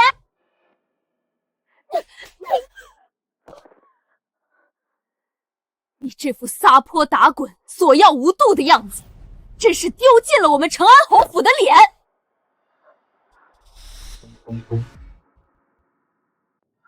娘，您打我，从小到大，您连一句重话都舍不得对我说，今天居然为了区区5000两银子打我！区区5000两，好大的口气！既然世子夫人这般视亲钱如粪土，又何必回娘家来摇尾乞怜？娘，我这也是没办法，国公府开销那么大，我没有银子怎么立足啊？没钱那就自己去找个营生。我听说京城城南的绣坊里，手脚麻利的绣娘1个月也能挣上2两银子。你既然缺钱，不如就去绣坊里做做工，凭自己的本事吃饭。娘，您说什么胡话？我可是承恩侯府的嫡女，是安国公府的世子夫人，您让我去当抛头露面的绣娘，您是不是疯了？我是您最疼爱的娇宁啊，您忘了吗？我没忘，我就是太记得以前有多纵容你，才养出你这么个贪得无厌的白眼狼。沈娇宁，当年你非要嫁入国公府，我顶着全府上下的非议，给你备了整整6万两的嫁妆，10里红妆，风光无限。可你呢，嫁过去才几年，隔3差5就跑回来哭穷，前前后后又从我这抠走了几万两银子。我那也是为了维护我们侯府的体面。娘，女儿知道错了，可您不能不还女儿的死活呀！你要是不给我钱，我今天就不走了。好，既然你不想走，那就别走了。李嬷嬷，把二小姐给我带去秀云阁，关起来，没有我的允许，谁也不准放她出来。什么？秀云阁？我不去！娘，您不能这么对我，放开我！你们这些下贱配欺负我！来人！娘，你会后悔的，国公府不会放过你们的。你是跟着他从国公府来的丫鬟。老太君饶命！老太君饶命！滚回去告诉国公府的人，你们的世子夫人现在在娘家做客，若是想让她回去，就让你们的国公夫人亲自上门来接。滚！是。放我出去！江静书，你凭什么管我？我是国公府的世子夫人，把我放了，不然国公府绝对不会放过你们的。前世你看着我被赶出侯府，流落街头，对我万般嫌弃，这一世我倒要看看，没了侯府的银子供你挥霍，你在国公府还算个什么东西？国公府，我倒要看看他们有多大的本事。杨静书，沈娇宁呢？你把她藏哪儿去了？怎么不躲着了？江静书，别以为你现在有太后撑腰就能目中无人，你压下我安国公府的世子夫人，这是要公然羞辱国公府吗？既然安国公夫人这般牵挂，李嬷嬷去后院请二小姐过来。你们承恩侯府真是越来越没规矩了，连个像样的座位都摆不正，这就是你们的待客之道。国公夫人，有什么话可以坐下来好好说，何必迁怒于一件死物？你算个什么东西，也配跟我说话？国公夫人，请你自重，这是我侯府，不是你撒野的地方。当初也不知是谁哭着喊着求爷爷告奶奶，非要让我们国公府娶你家那二女儿，如今倒好，竟然还得让我这个做婆婆的亲自上门来接人。江静书，你们侯府算什么东西，也敢在我面前摆？既然国公夫人从心里这么瞧不起我们侯府，那当初又为何要答应这门亲事？既然国公夫人觉得我那女儿配不上你们宁国公府，觉得我们侯府令你蒙羞，不如直接和离好。你敢？沈娇宁是我国公府明媒正娶的世子夫人，你说和离就和离，要是和离，岂不是要让我们国公府沦为全天下的笑柄吗？如今沈家两兄弟都前途不可限量，承恩侯府深得盛誉，若是让豫章与沈娇宁和离，便会白白丢掉偌大靠山。婆母，您终于来接我了。哎呦，我的好儿媳呀！这些时日怎么都瘦一大圈了，可把婆母心疼坏了。不是婆母疼我，不像有些人口口声声疼爱女儿，转头就将我关在后院，百般虐待。娇宁啊，我诚心诚意来接你，可你母亲却不肯放人，还说要让你和豫章和离。母亲，婆母说的是不是真的？你居然要让我和离！你果然就是偏心眼，你就是看不得我，非要毁了我的好日子才甘心。二妹，你少说两句，母亲这一切都是为了你好，你少在这里假惺惺。我看你就是嫉妒我嫁得好。沈娇宁，我再问你最后一次，你当真觉得我狠毒？当然，你眼里根本没有我这个女儿，你就是个冷血的毒妇。好，既然如此，那今后我与你断绝母女关系。从今往后，你与我侯府再无瓜葛，是死是活，皆由你自己承担。你说什么？母亲，你要跟我断绝关系？从小到大，只要我一哭二闹，他什么好东西不捧到我面前。如今不过是装腔作势吓唬我罢了，他绝不可能真的抛弃我不管。好啊，断绝就断绝。你以为我稀罕待在侯府吗？娇宁，你胡说什么呢？快闭嘴！好得很。既然你我已经断绝母女关系，那这些年我私下补贴给你的钱，你也应当一分不少的还给我了吧？你说什么？你要我还钱？亲家母，这怎么能行呢？哪有把补贴的钱要回去的道理？娇宁，你快劝劝你母亲。江静书，你到底是不是疯了？哪有亲生母亲向女儿讨要钱财的？传出去，你也不怕全京城的人笑话你刻薄寡恩？你简直让我恶心！笑话？你刚才不是亲口答应与我断绝关系了吗？既然你都不是我女儿了，这钱你自然得一文不少的吐出来。我还没向你讨要当年带过去的嫁妆呢。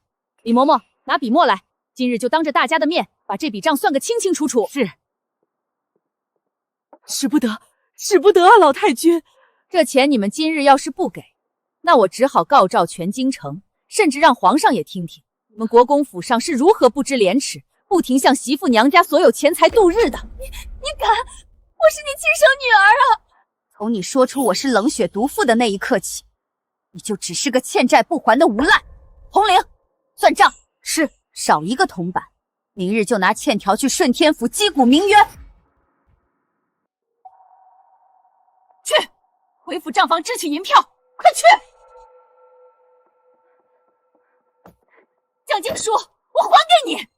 我活了大半辈子，就没见过你这种不顾念亲情、毫无廉耻的母亲。红绫，点一点，数目对不对？回母亲，分毫不差。好，婉宁过来。母亲，婉宁，这些钱你拿着，明日就去京城地段好的地方物色一处宅院置办下来。江静书，你凭什么把我的钱给他？你这个老糊涂，你偏心！闭嘴！什么你的钱？那是侯府的钱。你刚才不是亲口承认与我断绝母女关系了吗？既然不是我侯府的人，侯府的钱我想怎么处置，轮得到你来指手画脚？你无情无义！你要是再敢在我侯府撒泼跳脚，我立刻让李嬷嬷带人去国公府，把你当年带走的银钱、铺子、田产，连本带利全都给我抬回来。来人，送客！以后国公府的人不准踏入承恩侯府半步。你们这些贱婢，放开我！蒋静书，你这个毒妇，你不得好死！母亲，这使不得，这笔钱太贵重了，女儿断不能收，还是留在宫中给您养老吧。傻孩子，让你拿着就好好拿着，这笔钱就当是母亲给你小两口在京城的立身之本。母亲，女儿多谢母亲疼爱。算算日子，老大和老二明日也该回京了吧？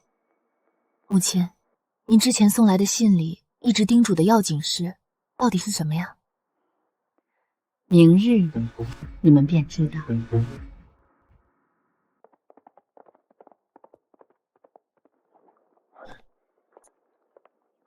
红莲，夫君，你总算赶回来了。母亲在信中言辞恳切，说府中有大事要宣布，到底出什么事了？进屋再说吧。兄长和三弟他们都已经到了。大哥，母亲最近真是魔怔了，竟然断了我的月令，还逼着我去还那些赌债，那可是几10万两银子，她不是最疼我吗？何止啊，连二妹妹都被他赶出家门，断了关系。我看母亲是大病一场后得了癔症，否则这侯府怎么自从她病愈后就没一天太平日子？大嫂慎言，母亲一生为侯府操劳，如今拨乱反正，不过是想肃清家风。若非府里有些烂泥扶不上墙的幺蛾子，母亲何至于如此辛苦？老二，你这话什么意思？讽刺谁呢？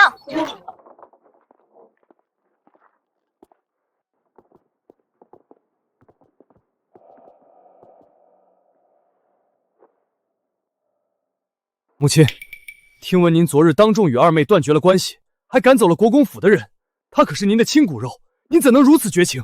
绝情？他算生生母掏空家底的时候，你怎么不谈情分？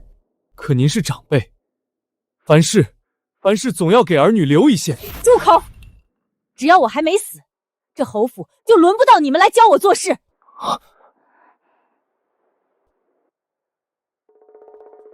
今日叫你们回来，是有一件关乎侯府的大事要宣布。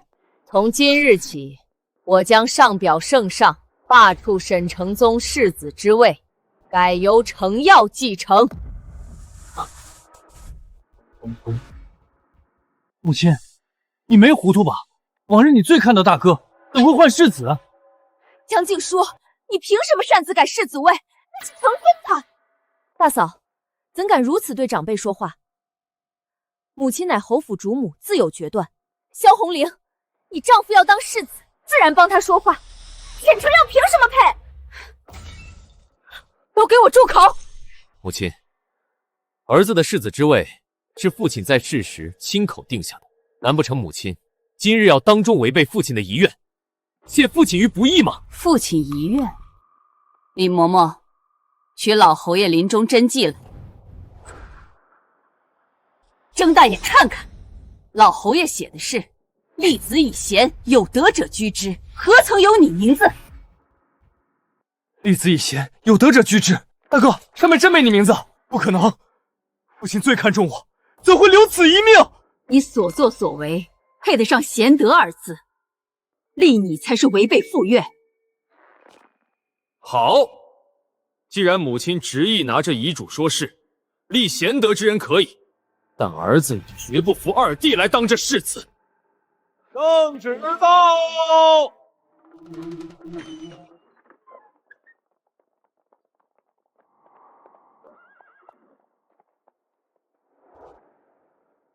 老身江氏率承恩侯府上下接旨，不知王将军今日大驾光临，有何圣意降下？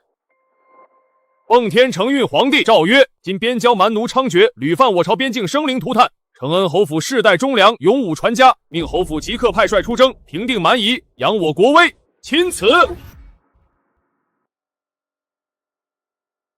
前世朝廷派秦威老将，为何这一事圣旨落侯府头上？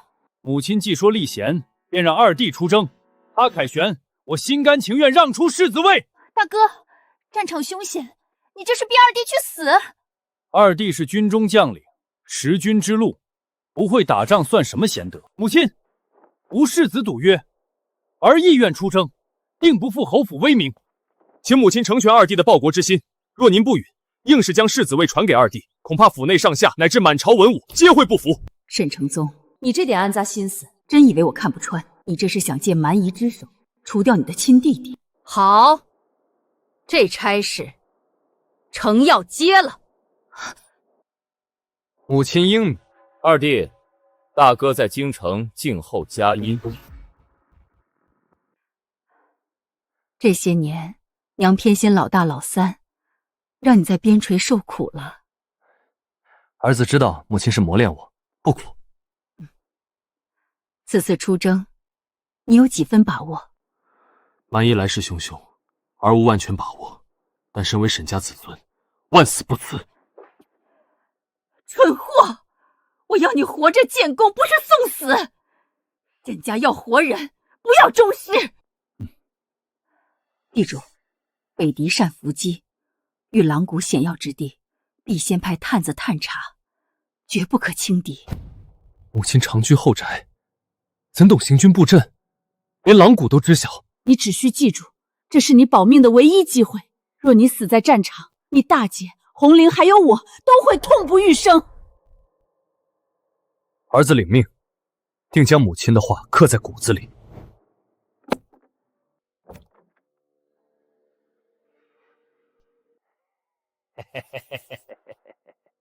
王将军，这只是定金，事成之后还有重谢。沈大人放心，末将的兵马会紧随沈二将军其后，战场上乱军从中，出点意外再正常不过。末将保证，定让沈将军有去无回。夫君真是好手段，等老二死在外面，那老太婆定会承受不住打击，到时候这侯府还不是咱们说了算？母亲，既然你如此偏心老二，那我就送他去地府，跟父亲说去。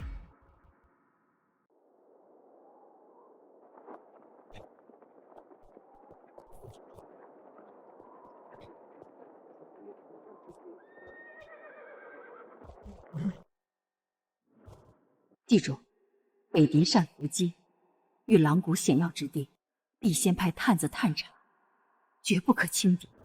全军听令，原地驻守。你们两个立刻进入狼谷前方3里处探查，务必仔细搜索两侧高地，有任何意外，火速报信。哟，沈小将军，这天还没塌呢，怎么胆子倒缩成针尖大了？王将军，此处地势诡谲，小心驶得万年船。哼，小小一个狼谷，以往将士们来回走多少遭了，闭着眼都能过去。都说沈家二郎神勇矫健，今日一见，不过是个缩头乌龟罢了。住口！我们沈将军随老侯爷出征时，你还不知道在哪儿混军功呢，谁允许你在这儿满嘴喷粪？怎么，沈家军在战场上没见多威风，对自己人倒是挺横。沈承耀，你一个武将，怎么还没你哥一介文官有胆识啊？将军，这老滑鬼摆明了是想看咱笑话。兄弟们跟着您出生入死这么多年，什么时候受过这等窝囊气？咱们直接杀进去，管他什么埋伏，一刀劈了便是，别让这帮小人得意。狼谷确实是行军必经之路，将士们都熟悉这里地形。若是派探子巡查，说不定会延误军机。可是母亲先前特意嘱咐过，等你的探子回来，北狄骑兵早就攻破边境，烧杀抢掠了。到时候这失职之罪，你那老娘可替你扛不住。将军，咱们上吧。若是迟了，边境百姓何辜啊？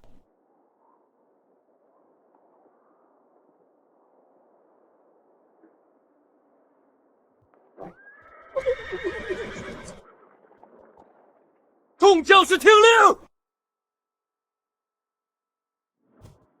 耀儿，你一定要平安回来，绝不能重蹈前世的覆辙。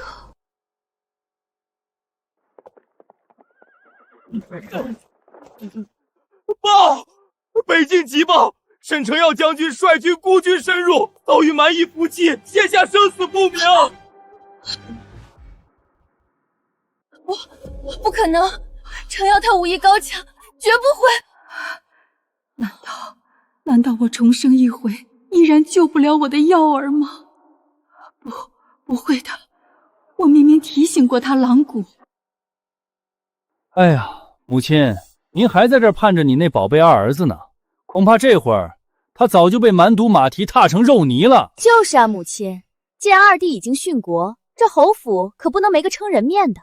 您还是早点把侯爷印系交给承宗，免得旁人说咱们侯府后继无人。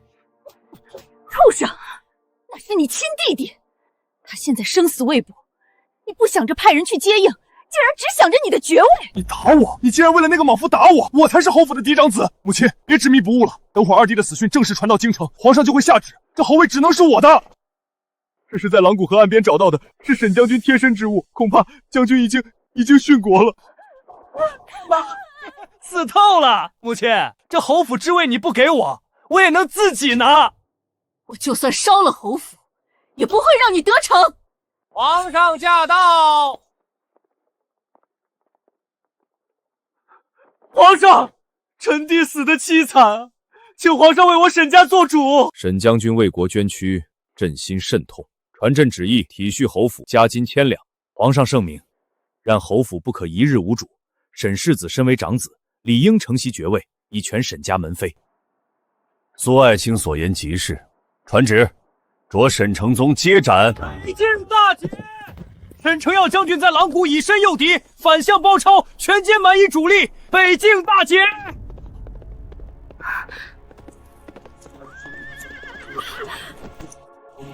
母亲，儿子回来了！好一个沈承耀，以少胜多，有勇有谋，真乃我朝战神！不可能，王将军呢？王将军带了2000精兵，怎么会让你活着回来？众将士听令！果然是个蠢笨的，见我撺掇一下便急着去送死了。传我将令，王将军带前锋队上前探敌，充当诱饵，引蛮夷入瓮。什么？让我当诱饵？沈承耀，你这是公报私仇！王将军，大敌当前，你3番5次动摇军心，如今更是推脱军令，难道你想在这众目睽睽之下当逃兵不成？我没有。既然不是逃兵，那就给我冲！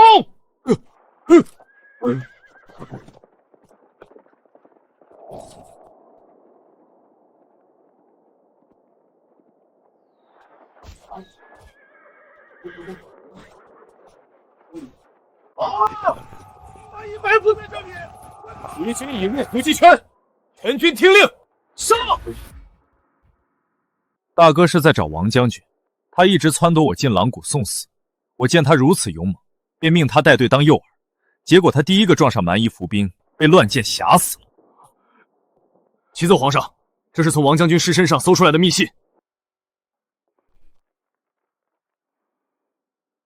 沈承宗，苏家，你们好大的胆子！下毒太后勾结边将，残害手足，你们眼里还有朕吗？好一个手足情深！沈承宗，你勾结王莽在军中设伏，要你亲弟弟的命，这就是你给朕看的忠义。皇上，臣是一时鬼迷心窍，是那王莽威逼利诱，臣只是想保住侯府荣耀啊！皇上，老臣对此事一概不知啊！母亲，救救儿子！您最疼我了，您跟皇上求求情，我可是沈家的长子，我不能死啊！你还知道自己是长子？你千不该万不该，为了个爵位，偏激到去害你亲弟弟的性命。我偏激，还不是因为母亲你偏心，要将那世子之位给沈承耀，这都是你逼我的。我偏心，从小到大，最好的师傅请给你，最好的资源留给你，我把你养得锦衣玉食，竟养成你这副自私自利的狼心狗肺。大哥，你既然毒辣至此，连我的性命都不放过。都是沈承宗的主意，父亲救我！皇上，老臣冤枉，这一切都是苏佩兰这个孽女和沈承宗合谋，老臣全然不知情，请皇上明鉴，莫要雷击苏家满门啊！父亲，你竟然推我出来顶罪！够了！满口谎言，全无廉耻！传朕旨意，沈承宗勾结外臣，残害忠良，苏家教女无方同流合污，即刻下狱。3日后集体抄家，斩立决。皇上，母亲救我！母亲，皇上开恩啊！皇上，老太君，沈家出了这等逆子，难为你了。沈承耀护国有功，承恩侯的爵位便由沈承耀继承。谢皇上隆恩。母亲，这次北境大捷，若非母亲临行前的锦囊妙计教导儿子恐怕真的回不来了。母亲运筹帷幄，终于保住了侯府，也保住了承耀。好孩子，回来就好。咱们沈家总算清静了。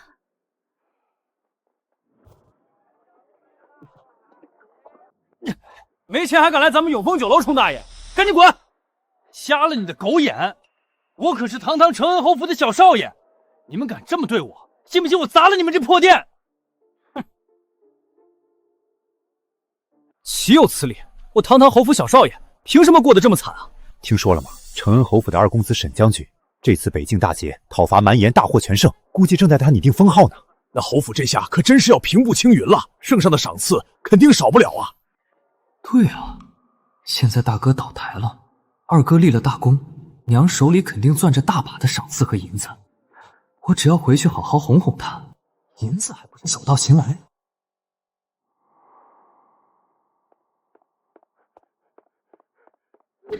娘，儿子知道错了，儿子知道错了，儿子彻彻底底的错了。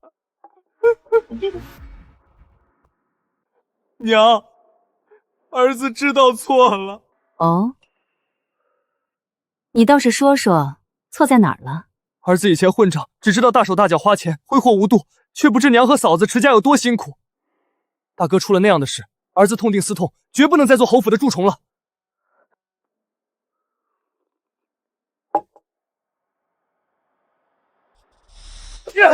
我真不是个东西，混账至极！娘，你打我骂我吧。小弟，别打了，你既然知道错了，以后打算怎么做？二嫂，我这就去拜师学艺，以后一定好好读书，像二哥一样为家族争光，绝不辜负娘的期望。母亲，小弟既然有这份悔过之心，不如就再给他一个机会吧。好啊，浪子回头金不换，既然我儿有这等上进之心，为娘甚是欣慰。李嬷嬷，去支200两银票来。既然要拜师学艺，囊中修业怎么行？是。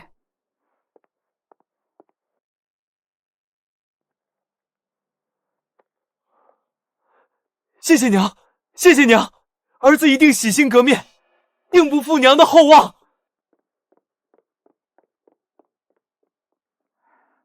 母亲真是菩萨心肠，小弟若真能走上正道，也是侯府之福。林伯，老夫人，去，给我盯紧他，看看他到底去了哪儿。老奴遵命。母亲，您这是？我10月怀胎生下来的儿子，我还不了解他。老夫人，小少爷他拿着银票，径直往东街的毒房去了。什么？他刚刚信誓旦旦说的，竟然都是假的！江山易改，本性难移。既然他死性不改，那我正好让他吃点苦头，彻底断了他这烂根。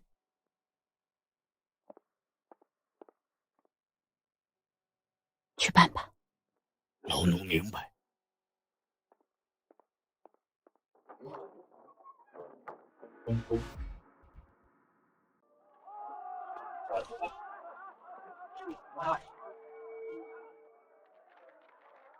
开骂！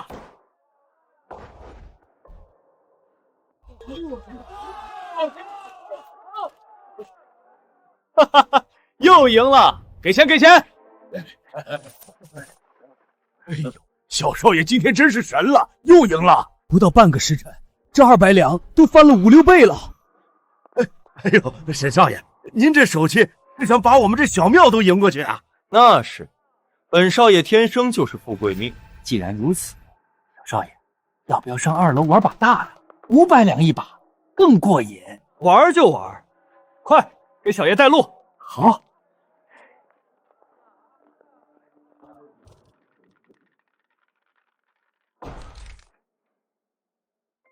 开！哎呀，是小少爷赢。小少爷，您又赢了！您今天这是赌神上身了，这就赢了几千两了。不过瘾，这太慢了，来1000两一把的。小少爷，1000两这数目可不小啊，万一……怕什么？爷差这点银子吗？告诉你，就算全输光了，我娘还能不管我？我二哥现在可是朝廷的大功臣，我们侯府最不缺的就是银子。开住！哎呀，小少爷，这把您输了，再来一把。少爷，您这把又输了。少爷，您现在要是停手，刚刚赢的可就全没了。对，只要赢一把，就能把本钱连同更多的钱一起赢回来。别说200两，就是几千两我也赢得起。继续，继续，小爷我分分钟就能赢回来。小少爷，您又输了。再来，下把一定赢。小少爷，您又输了。再来，下把一定赢。你干什么？少爷，您已经欠了我们赌房8237两了。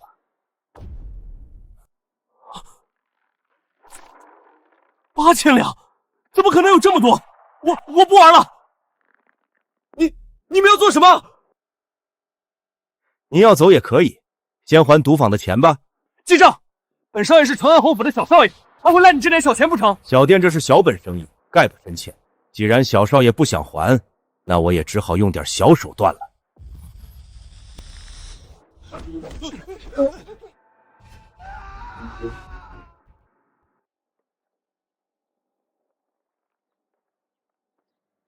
老夫人，不好了！小少爷他被人压着回来了，像是又欠了债。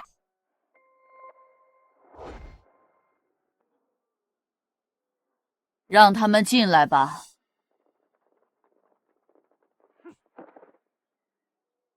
娘，救命啊！娘！老太君，不是我们赌房不给侯府颜面，只是小少爷在我们赌房已经欠下白银8200余两，我们也是打开门做生意的，这规矩。8000多两，小弟，你不是说去拜师学艺、痛改前非了吗？怎么弄成这副模样？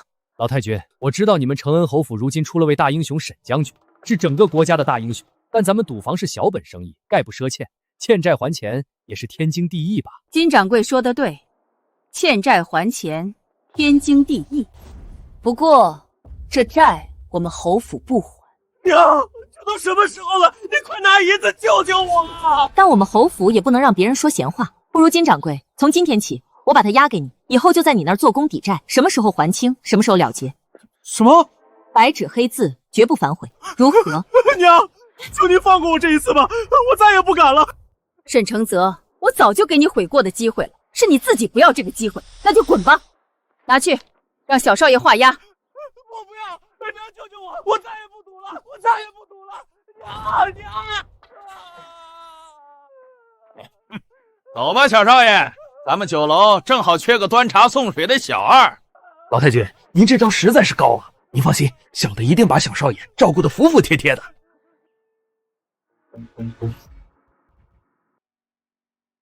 老夫人，这是宫里小姐派人递出来的信。苏家将倾，这前朝的火必定烧到后宫，淑妃那个毒妇岂会坐以待毙？是该进宫去见见令仪了。李嬷嬷，立刻递牌子进宫，老奴这就去准备。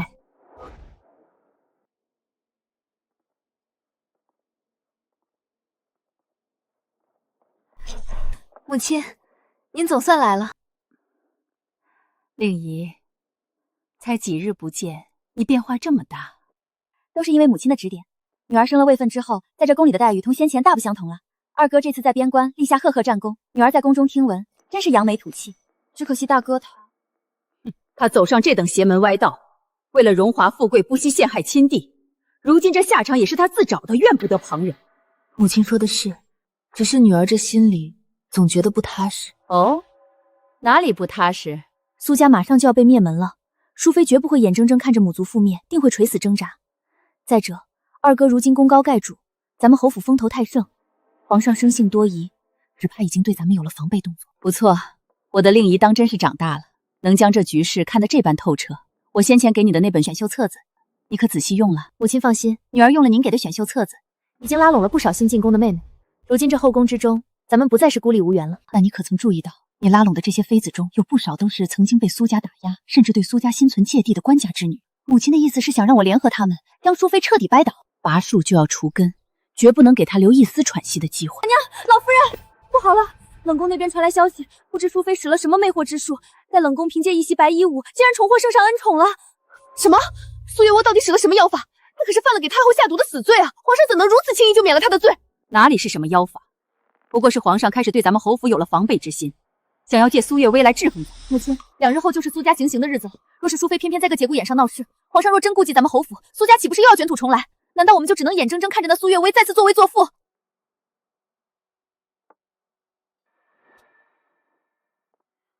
皇上想保他，太后可不答应。母亲这话的意思是，女儿这就去办。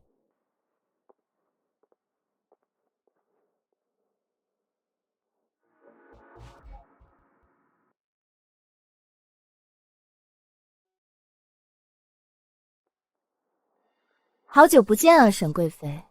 沈贵妃，我不在的这些日子里，听说有的人在这后宫之中可是猖狂的很呢。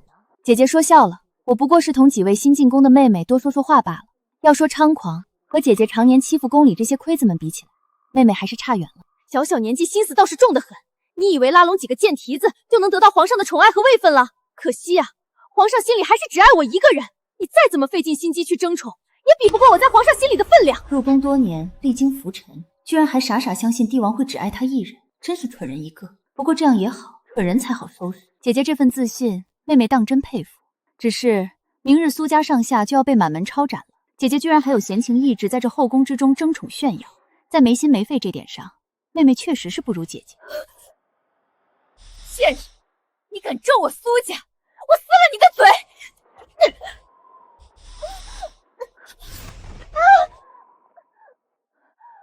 好痛，我的肚子。裴灵仪，你想害我？我根本就没碰到你。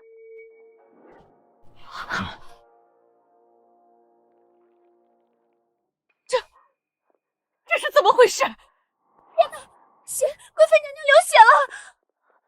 快来人啊，叫太医！贵妃娘娘出事了！苏月薇，你到底对令仪做了什么？臣妾没有，太后明鉴，是她自己摔倒的，臣妾根本没有碰她。太后娘娘，救救臣妾！淑妃姐姐她恨臣妾。来人，把淑妃给哀家拿下！若是沈贵妃有半点闪失，哀家要你的命！放开我！我是皇上最宠爱的妃子，你们敢动我？沈灵仪，你个贱人，你陷害我！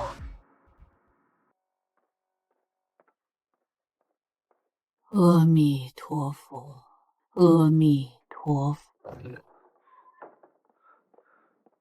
怎么回事？贵妃好端端的怎么会出事？启禀皇上太后，微臣无能，沈贵妃娘娘受了剧烈惊吓与外力撞击，导致小产了。你说什么？小产？容太医有2月余，本就胎相不稳，如今这一摔，实在是保不住了呀，皇上。混账！朕的皇嗣竟在青天白日之下没了，到底是谁干的？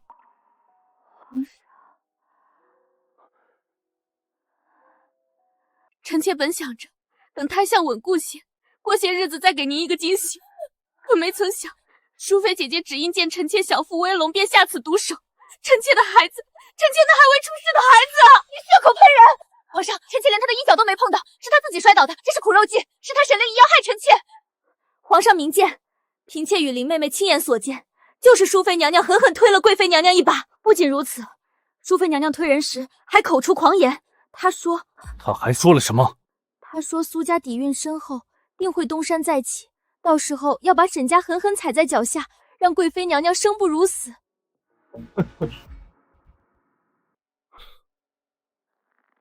好一个东山再起，好一个踩在脚下！你们这2个贱人，你们撒谎！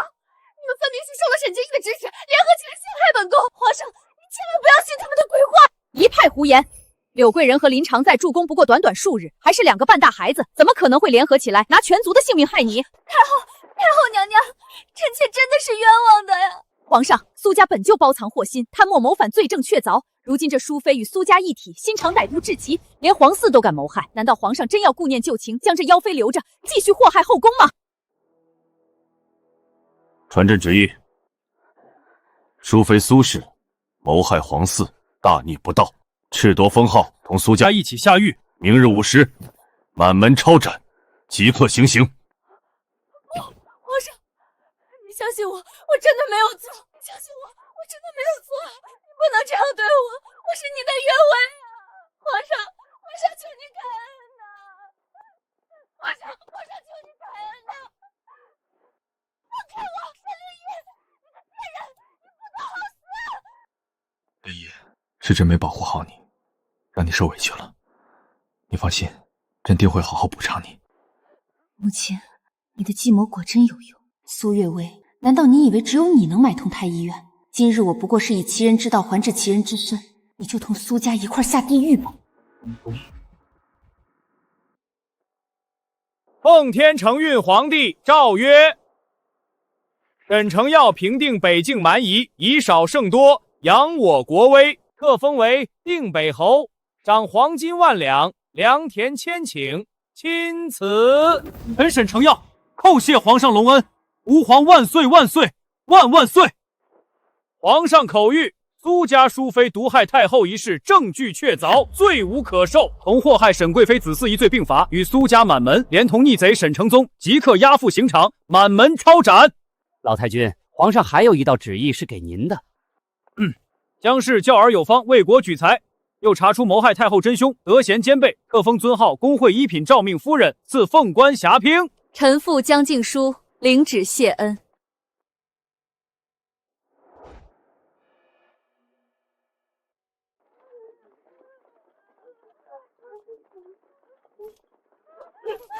回来！母亲，救我！我是您的长子呀，求您去向皇上求求情，免了儿子的死罪吧！我以后一定好好孝顺您。老太君，千错万错都是我的错，求您看在往日的情分上，给我留一条活路吧。余愤！今日这一切都是你们贪慕虚荣、谋害手足的报应，钱都是你们自找的。母亲，你不能不管我呀！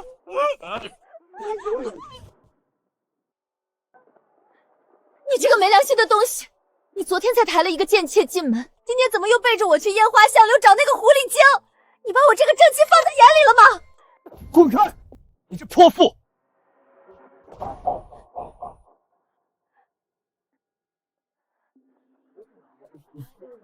往日我不过是看在承恩侯府的份上，还对你一再容忍。如今你已经和侯府没了关系，算个什么东西？再敢纠缠，小心我让你滚回大街上要饭！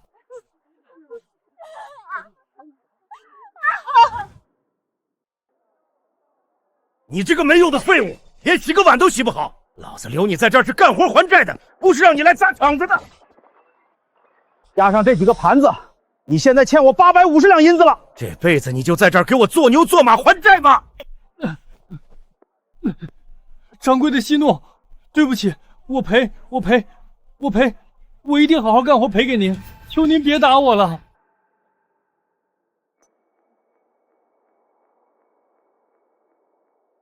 母亲，天冷要下雪了，您的身子受不得寒，还是尽早回府吧。承耀的庆功宴就要开了，府里大伙儿都在正厅等着您入座呢。是啊，下雪了，走，咱们回家开宴。